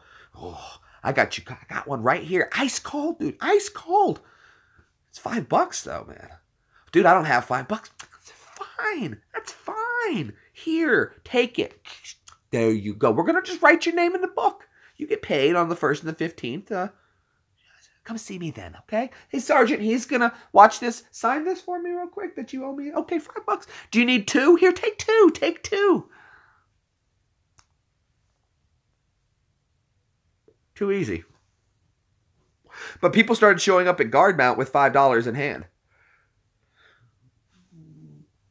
And that's not true, because if it did, people could have an allergic reaction to semen, which could cause somebody to, especially in their throat, it could collapse their throat and they could die from asphyxiation. So if it was in there, they would have to release the information. It contains whale sperm. See, that's completely fine.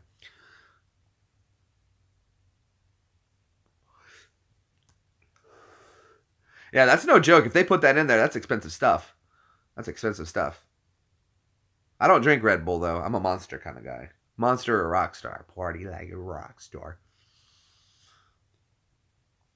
Turin? Well, that's fine. Whatever.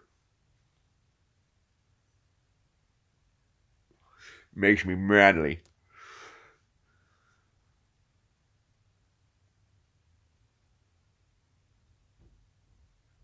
Let's see, though. So, yeah. That covered, so I was making 60 there, 480... 60 a week is another $240. I was making $600-700 a month doing that. It's synthetic, 2 different things. It was just supply and demand. Just supply and demand. But you'd be surprised now. And one time someone came up to me and he goes, "Hey man, why are you charging $5 for a drink that's $2? I can go get it at the PX for $2 right now." Okay, well, go get it then. I can't, it's guard mount. That's why it's $5.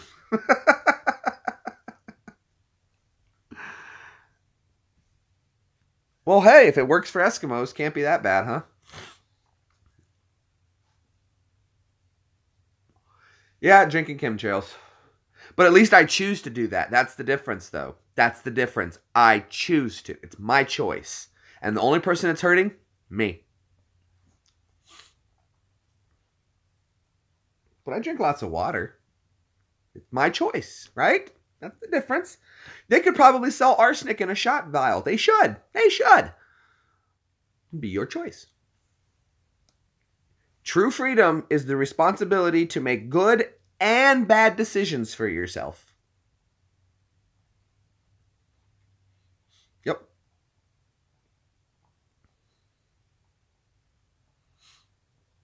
Thank you, George. I appreciate that. I am sly. Can't catch me. Should have been a lawyer, but I don't think I should have to justify myself with 8 years of school to say that I can read a law book just like anybody else and argue a position or a situation.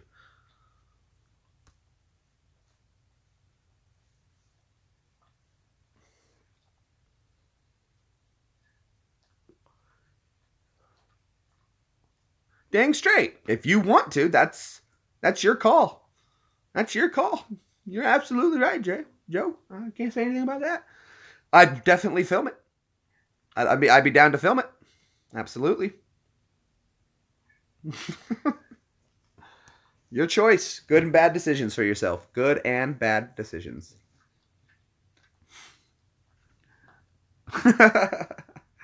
Oh, Edward. Oh, Edward.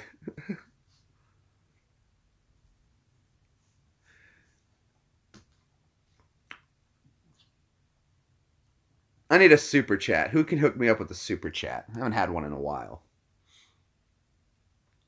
All right, moving on. What else? Now, in Afghanistan, I tried to start a business doing something similar. Problem was getting access to it. Having access to something that nobody else had was difficult because everybody ordered stuff from Amazon. Now, what I was able to do was this, is I flew over to another base because I got selected for a team to go do a job. So I went with the team, and it took a month for us to be there, of which I was there for 3 weeks. And the last week I spent trying to get back to my base during New Year's Eve, which I must say I got to have a few Heinekens in Afghanistan for New Year's Eve, which is a big no-no. But I'll tell you the story. It was really cool. My buddy who I was flying with, and he's still around, great guy. He'd become friends because he stayed on the middle base. There was a jump base. I went from this base to this base, this base to this base. Okay? So on the return trip, we had to stop by the middle base again. So what I had to do was... Oh, that's interesting to know. So what I had to do was that we stopped in the middle base, and we couldn't get a flight. There was a sandstorm or something. But my buddy had been working on that base for a while, and he became friends with the PX workers, the Filipinos, who had their own area. And they were able to score some beers, and they invited us for New Year's dinner and whatever. It was really nice. They made some great food, and we had a great time, sang some songs, drank some beers, got to hang out with some multicultural people. It was amazing. So what we did is they got in a hold of 2 24-packs of Heineken, and they were like, here, you guys can have a few. Cool. And they're letting us stay in a special area, so we didn't have to go around the army drunk. We didn't have to drink any beers and be around any other soldiers. So no chance of getting in trouble. Perfect. So we're there, and a E6 Air Force guy shows up, and they'd given us our beers, and I had just opened my beer when he showed up, and I'm sitting there, and I'm like, oh, crap. I'm sitting there kind of just holding it, hiding it, watching what he's going to do and everything. And he comes up to me, and he takes my hand that I had like kind of tucked under my shoulder with the beer, and he pulls it out, and he puts it up, and he goes, tonight I am not an E6. We're having fun, brother. I was like, all right. Oh, there we go. Adrian came through. My first New Zealand dollar. That is so cool. I've never gotten it says NZ. That is so cool. Adrian, thank you so much, buddy. I just wanted to see if someone could come out of there and do that. That was so cool.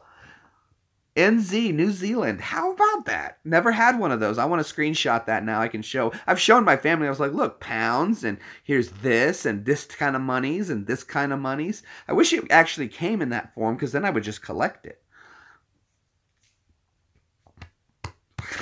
I used to have a really nice coin collection back in the day, and I lost it in a move. And it was really nice. I had some money from Indochina before it went under. And I had the receipt from where the American currency was exchanged for their currency, and I lost it. I had money from Saddam's aura. I used to have $1,000 lira or a lira note. I used to have all kinds of coins from all over the place. I had an Indochina coin. I had an 1892 Colombian $50 from the 1892 World's Fair in Chicago. I had one of those. I'd like to get another one of those again. I found them on eBay. They're not wicked expensive, but I think I'm going to get another one just because I had one time, and I want to get another one. I don't remember where I found it, but I had it, and I hung on to it for years and years and years. That's so cool.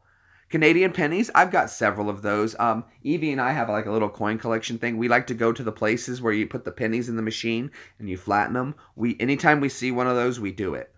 And one time we did it, but all I had was a debit card on hand, and I was at the store, and I was buying some stuff, and I said, look, is there any way you guys can ring me up 51 cents over on my card and then hook me up with 51 cents out of the register so I can go flatten a penny for this thing?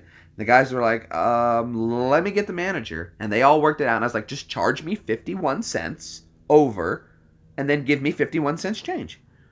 And basically, he just wound up charging my card 51 cents and then handed me 51 cents out of the register. So it was really nice that they came through, and I believe that was at Bowling Green's. They have an underwater cave system that you can normally tour, and that was really cool. Phil won a scratch card. Good for you, Phil. Happy birthday scratch cards. Those are always nice. You guys ever seen those fake ones? Those are so mean. Those are so mean to mess with somebody's mind like that.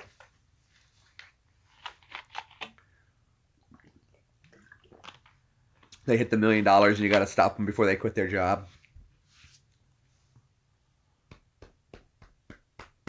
Do you take cash?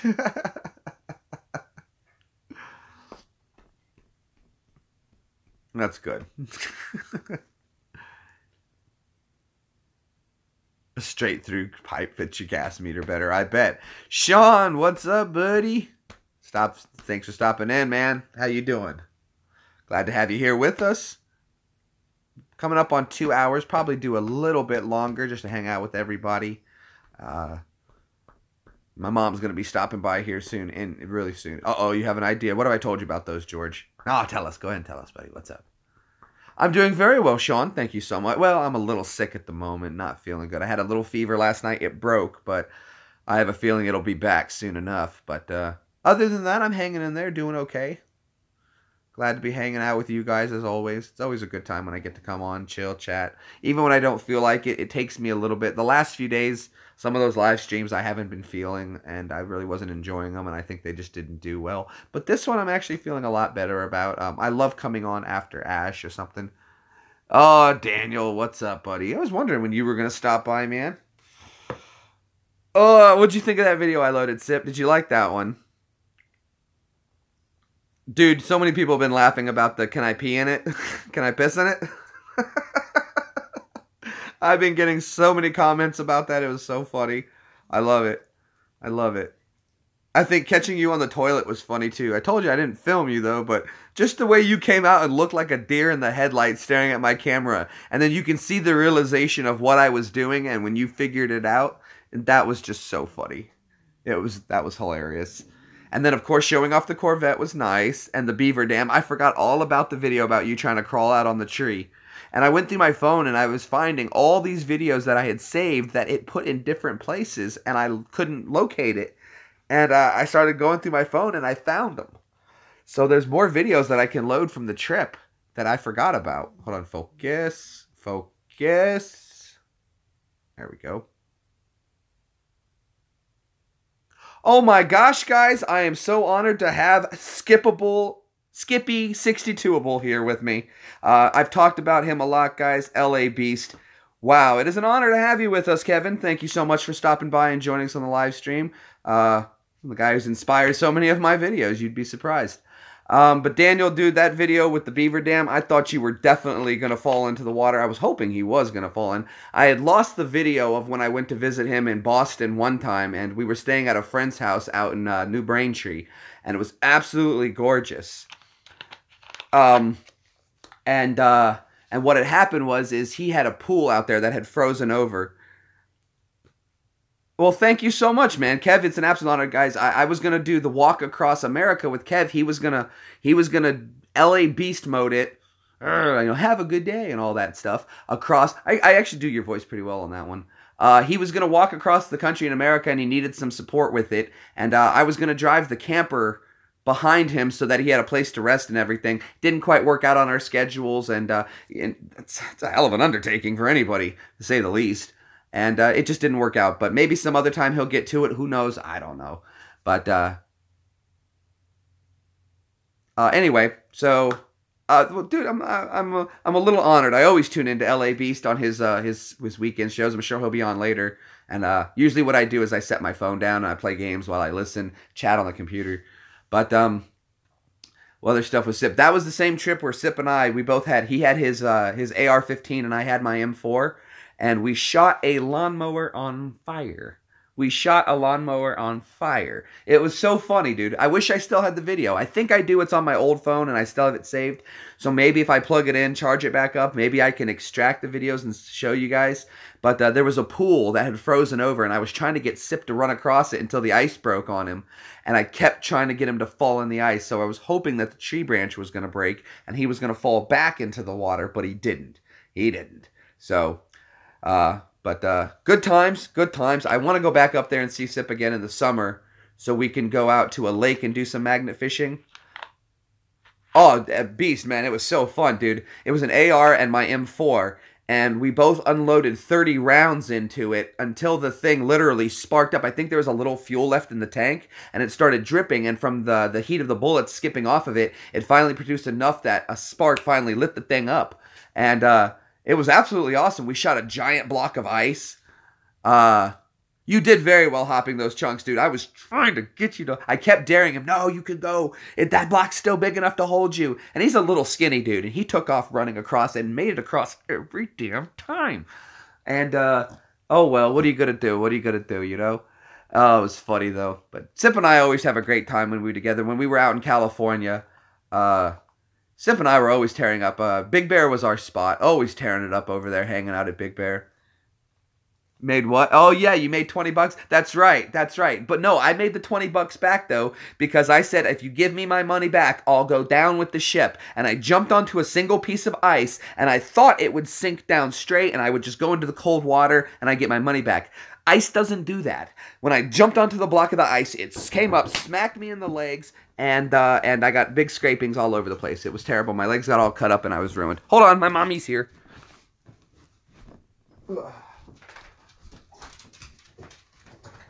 Hello. No, I'm live streaming right now. Peanut. Come on. Thank you so much. Okay, thank you so much. You're welcome. Bye, Mom. Tell the idiots to do this thing. She's racked out. Oh, Woo! Oh, look at this, guys. I scored leftovers. I don't think so, but Kev, don't, dude. I mean, you keep your stuff for you, man. I want you just to keep doing what you're doing. Look what my mom brought me over, though, guys. I got a fresh apple pie left over from Thanksgiving. Oh, boy, oh, boy, oh, boy. Well, it should be there. And then, let's see what else I got. Oh, we got some leftover desserts. Some celery sticks. Sweet. And, of course, some cream soda. Who doesn't love some cream soda? All right. That's a good score. Good score.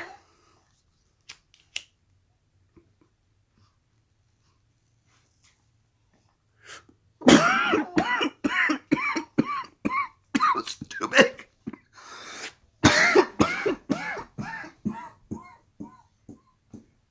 Too big. Way too big. I'm okay. I'm okay.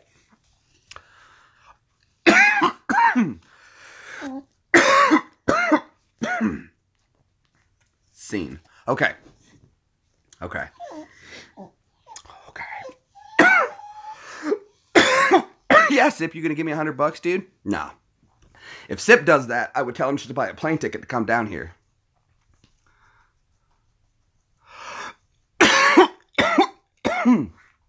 Well, hey, man. Allegedly.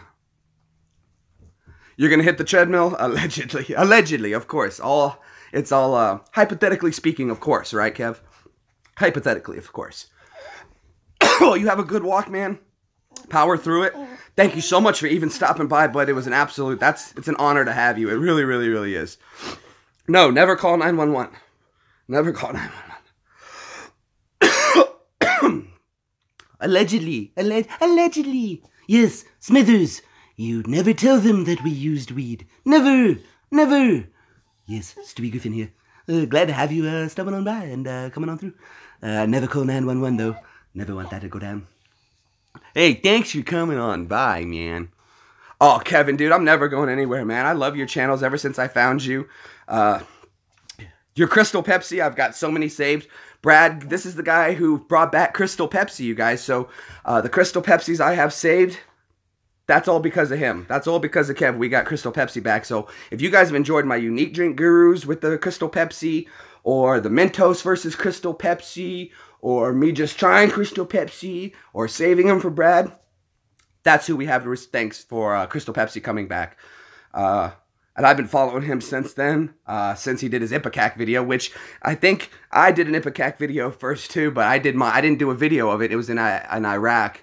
What happened was our medic came through, and I was bored, and I was like,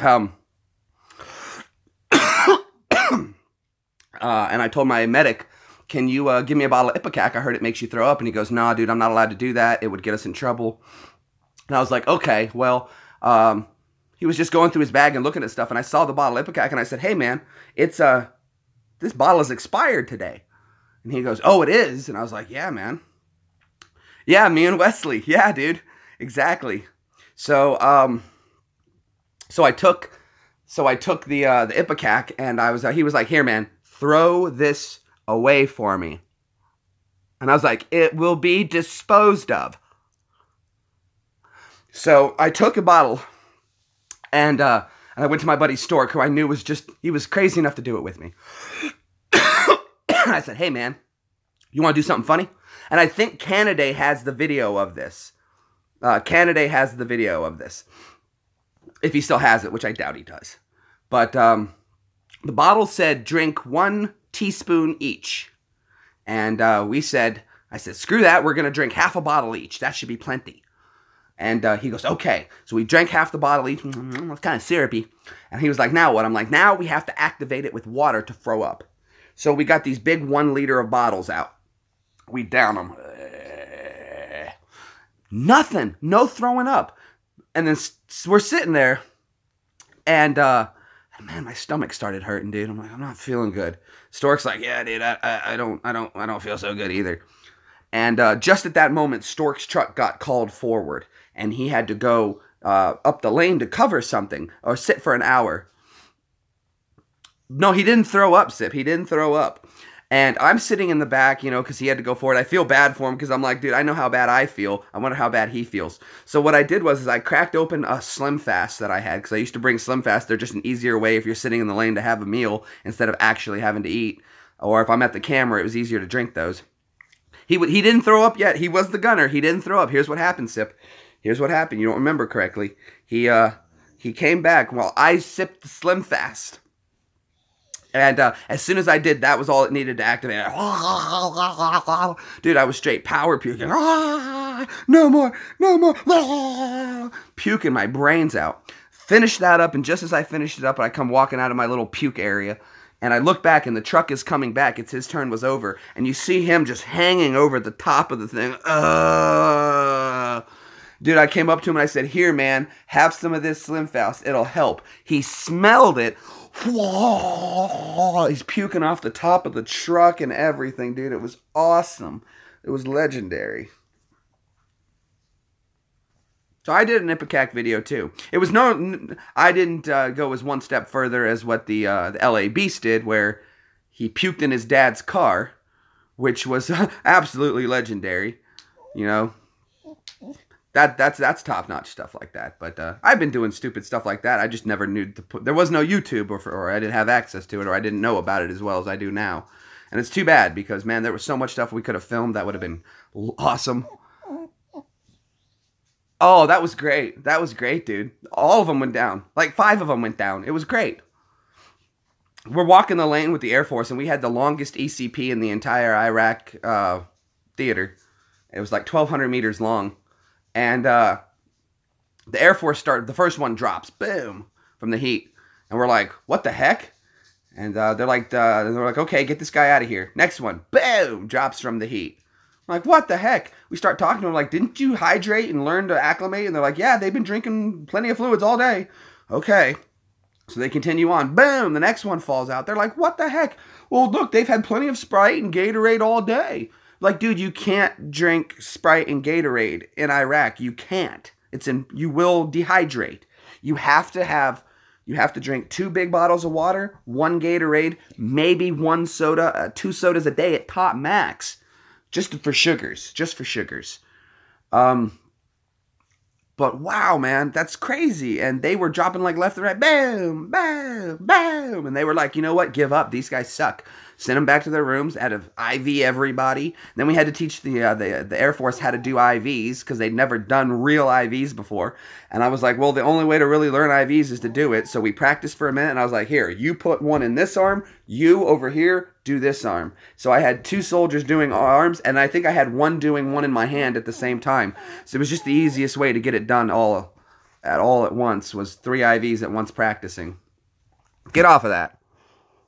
Go away, Peanut. Hold on, let me put this stuff up, guys. Peanut's going to go after the apple pie. I can't have that.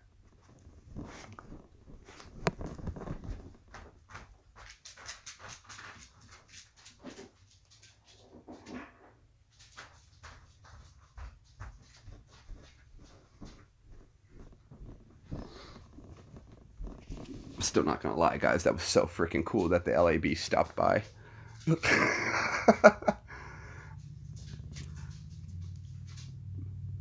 Just a little, like, whoa. Just a little. I don't usually get super starstruck, just happy that he was able, but wow, really cool. What is going on here? This is not what I'm selecting. There's what I'm selecting. There we go. Okay, so what were we talking about? I don't remember.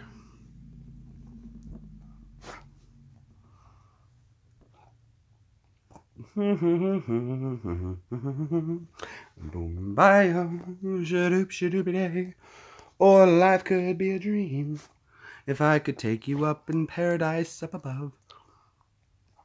3 IV lines at once. That when the mortars killed the guys in the Porta-John. It wasn't a mortar sip, that was a 120 millimeter rocket. They rocketed us on that one, not a mortar.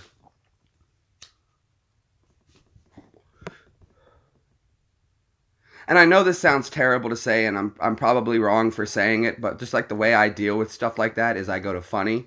I'm a funny person. It's my defense mechanism.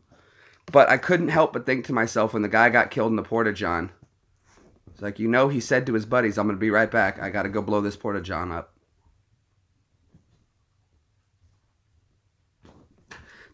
I know, right? Poor guy died taking a poo.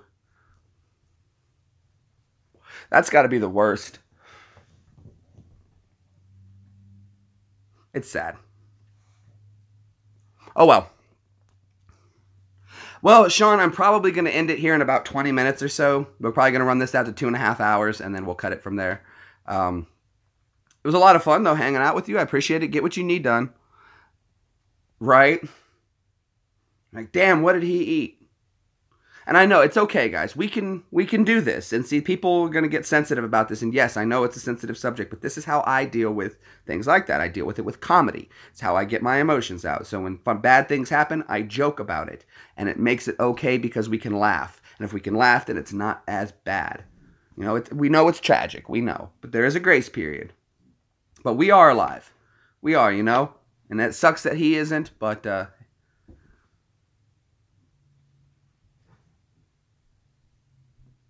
Oh, yeah, right?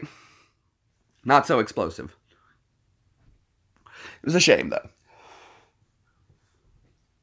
But, oh well, you know, that's that. No, probably not. And that probably is just lights out. And that's probably, if you're going to have it happen, that's probably the best way to go. Just, you're there, then you're not. And, you know, that was cool. Or if he was still alive, he didn't know it. Yeah, and see, that's fine, and that's unfortunately where humor is being censored so much in nowadays, and you're taking away a lot of people's coping mechanisms, and that's bad. Hey, yep.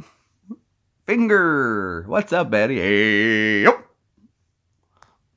Stop that. None of that.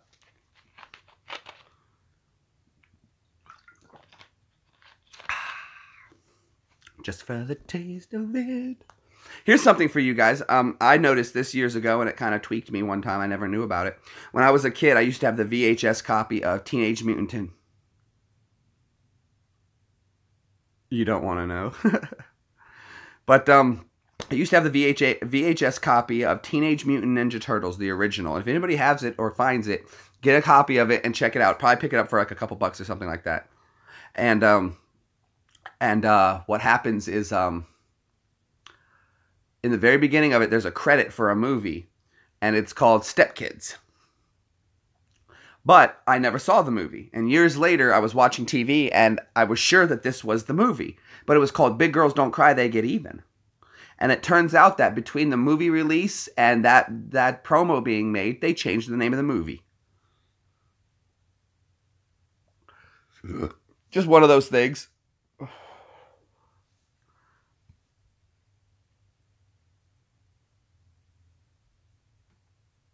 Yeah, that was the last few weeks were nervous because you're like, man, you're really not supposed to do anything. You're kind of just sitting still, waiting to leave, and that's when it gets... Yeah, I agree, man. The waiting to leave. We're almost out of here, but that's like when you always hear about things like that. So I completely understand what you're talking about. It was good, though, that we had friends like Sip and stuff like that. Well, have a great time, Phil. Enjoy your collab. Best wishes to you. Hope all goes well. We'll check it out when it comes up. Make sure you let me know so I can go watch. I've got about another 20 minutes on here, and I'm going to be getting off as well. It's been a great live stream. You guys have made it absolutely awesome. We had some people stop on by. Of course, like I said, if you guys don't know who the LA Beast is, great guy, wonderful man, does some great videos. Go help him out. Yeah, I know you did, Sip. Oh, good old Texas, huh? Right? Go sub to his channel, Skippy62able, I believe is what it is. Go check him out, or you can just scroll up and find his chat. Make sure you subscribe to everybody's channel. I'm sure everybody here is, because we're pretty much everybody... No, we all know each other here, so it's pretty much usually the same group, and we get new ones bleeding in so often. And I appreciate you guys being so kind and welcoming to when we do get new guests in. And that, I think, really helps the channel out more than anything, is that we show that not just as a channel, but as a group, that we're a decent set of human beings, and we can laugh about anything, we can joke, and we can have a good time, and we don't need to be offensive to have a good time. But if it goes there, we all have enough thick skin to understand that it's a joke. And I think that's amazing. That's amazing. That's good stuff. Bacon in a toaster. Spaghetti in a coffee pot. Go to Sip's room and have some bacon made in a toaster. Good stuff. Howdy, David. Howdy.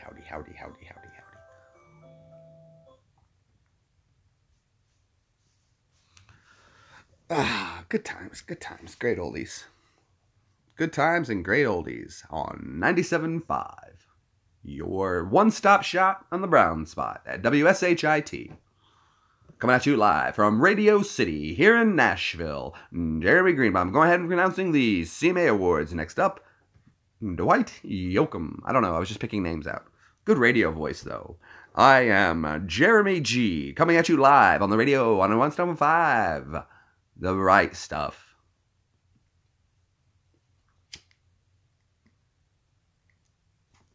I was told by some people that I have a good voice for radio because I have a neutral voice. I don't have an accent whatsoever. Right? It's just like a day at the beach, but someone forgot the water.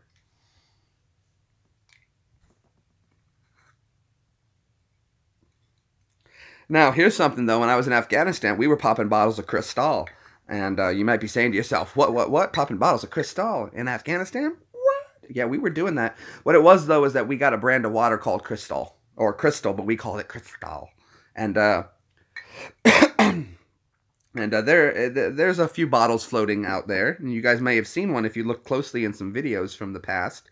Not too far in the recent past, but you might have caught one or two in a glimpse somewhere. Maybe not. I might not have loaded that part, but I was able to get a few bottles sent over. And Sip has one of them that he hung on to for a very long time. Very, very long time. Long, long time ago. In a galaxy far away, Naboo was under an attack. And I find me and Qui-Gon Jinn could talk the Federation into maybe cutting them a little slack. But their response, it didn't thrill us. They locked the doors and tried to kill us. But we escaped from that gas and met Jar Jar and Boss Nass. We took a bongo from the scene and went to Theed to see the Queen. We all wound up on Tatooine. That's where we found this boy. And he was singing, oh my, this here Anakin guy. Maybe Vader someday later, but he's just a small fry. And he left his home and kissed his mama goodbye, saying, soon I'm gonna be a Jedi. Soon I'm gonna be a Jedi. You stop. That's a great version. Did Saddam have a wine cellar? Boo to you. You know you love that song. Cheers in chat. Thank you so much, Adrian. Have a great day. It was a pleasure. You guys should check that song. It's called The Saga Begins by Weird Al Yankovic. It's a knockoff of, I know the whole thing. I have it memorized. It's a knockoff of, obviously, American Pie. But it's a great song. He does it really well done. And it's just still well done. I think it was a well done song. It was one of my favorite Weird Al songs from his The Saga Begins album. Oh, I think it was the Running with Scissors album, The Saga Begins. It's one of those two. I think that's the name of the song, and it was off the Running with Scissors album. My dad was a big Weird Al fan, so I was a big Weird Al fan. So it works out. And Chris asked me yesterday, he's like, do you have an accordion, really? And I was like, yeah, it's a small, cheap kid's accordion, but I have an accordion. When I play it, though, I play it now, but I can't because one, Evie is sleeping. She's got like about 20 more minutes before she got to wake up. And she fell asleep right over there. And Peanut will sing if I play it. Oh, that's a good song, Fat. I love when Sip does that. Sip and I always remake songs too. We did our instead of the Blitzkrieg Bop, we've made our own version. It's because I did coke. I'm snorting up a fat line, bum bum. I really hope it blows my mind, bum bum. I chop it up real fine, bum bum. Because I do coke. Hey ho, do coke. It's all chopped up and ready to smoke.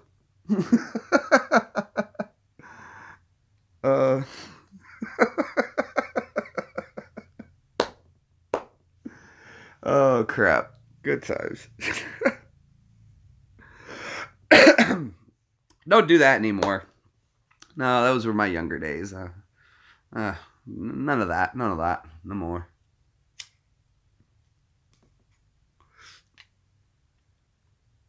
It's all cooked up and ready to smoke. Yep.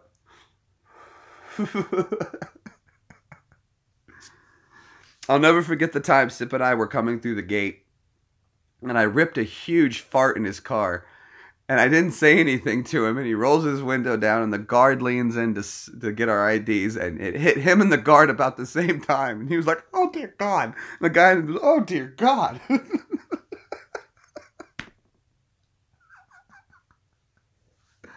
Oh, good stuff. Those were the best times we had. Oh, that car. We had some good times in that car, Sip, running all around Cali.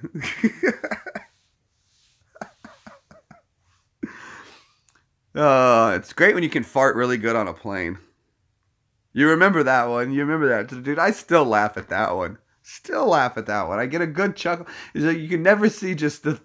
Sip already got this sour looking face, and to see it go even worse...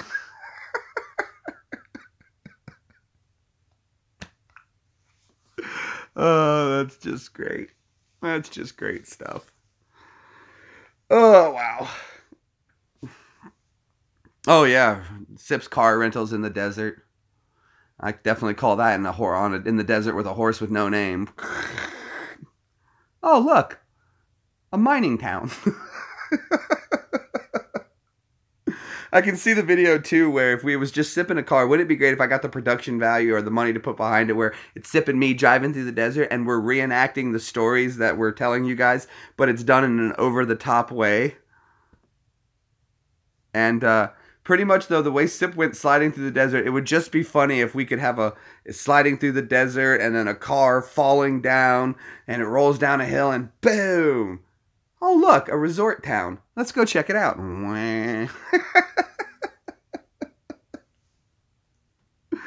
I would love to do that if we could do videos recreating the stories Sip and I have done and stuff like that. It would just, I can see how it wouldn't take hard, and I can visualize what I would need to do. Can make anything fly. You're dang right, dude. I've never seen a Ford Focus get air like that. I felt like an skateboard at the X Games.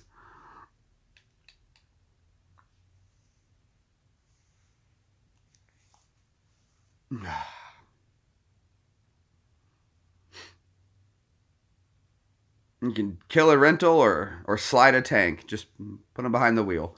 But nobody could drive. And everyone was saying, Sip, you don't know how to drive that Corvette. I know how to drive that Corvette. F is in Ford for fly.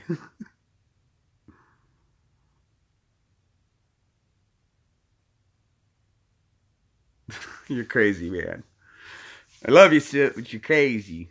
That's why I love you, because you're crazy like me. You have to be a little crazy to survive this world, I think. All right, guys, we're coming up on our last 10 minutes. Actually, we got 9.5 minutes left to hang out. Don't duck out until it's all gone. Don't be the last one to be in here by yourself. Sip, as always, thank you for stopping by. George, it's always a pleasure to have you. David, couldn't thank you enough for always being part of the chats. Other David, who was here earlier. Edwards, I appreciate you stopping by. Thank you so much. Everybody's been great. You guys have been so much fun to hang out with. This has been an awesome live stream. Sean was here with us. Who else? We had Gary, of course, stopping by, getting some good jokes. Phil off his tree. Of course, Skippable62, thank him for stopping by. Jack McCreedon, we always appreciate you coming in with it, man. Who else did we have going through here? Did I catch everybody? I caught quite a few people. We want to make sure we shout out to Hazel Reptiles with her great Reptiles channel. Oh, well, it's been my pleasure. I'm sorry you're at work, buddy, but it's always my pleasure to hang out with you guys. And if you're stuck at work, I'll always, you let me know. You're welcome to always just hit me up or go watch some other videos and join in other ones. If there's other live streams you haven't seen and I'm not on, check out one of those or check out some of the old videos. The old videos, I think, I didn't know as much about YouTube, so I didn't get them out there correctly. And now that I'm learning, I've been going back through and correcting a lot of the older videos to make them a little more appeasing and findable. And it's been working really well. So I appreciate it. You got to go pay the bills. It's too late, Sip. It's 6 o'clock there. What bills you got to go pay? So thank you so much, especially to, she no longer here, but Adrian, thank you so much for the super chat. That was amazing. Absolutely great to get one of those. Haven't had one in a while, and I appreciate it. Of course, I never expected, but always grateful. And if I ever ask out of there, it's just, if you ever feel like it, you can. Never any pressure to do so. But this was an amazing chat, guys. We had such a great time hanging out with everybody. T-shirts count as a bill? Well, it's almost a necessity, so I would say yes, Sip. You got to have clean T-shirts. No one, you don't want to be caught without a clean T-shirt, Sip. What would you do if you didn't have a clean T-shirt? I'll tell you what you do. Nothing. That's what you do. Nothing. So, clean T-shirts are a must. Absolutely. Well, guys, I think I'm going to get out of here just a few minutes early.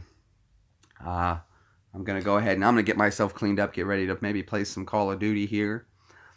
Figure out what's going on. Evie has got this thing. You should check out her channel. She's got an idea she's came up with for a video she wants to do later. And she's come up with something really special for you guys. And I think it's going to be a lot of fun. So when that comes up more, we'll let you know, tune in and everything. And we'll show you what she's come up with. It's going to be a great time. It was a great live, but it was only because of you guys. Thank you so much, Gary, as always. I know I didn't see Diane in here, or if she was, it was earlier. But thank you so much, Diane. I know she's nearby. Hi, Diane. And thank you, guys. It was an absolute pleasure, and I appreciate it. From everybody here, you guys have a great rest of the night. I guess Christmas is coming up soon, so Merry Christmas early from the Jew. Oh, good. She's there. Good. Hi, Diane. And I'm going to go ahead and get out of here, guys. Again, thank you so much. Sip, if you want to give me a call later on, go ahead, dude. You know I'll be home. If you feel like playing some zombies, let me know. George, as always, man, thank you so much. It's always a pleasure. Say hi to Lynn for me.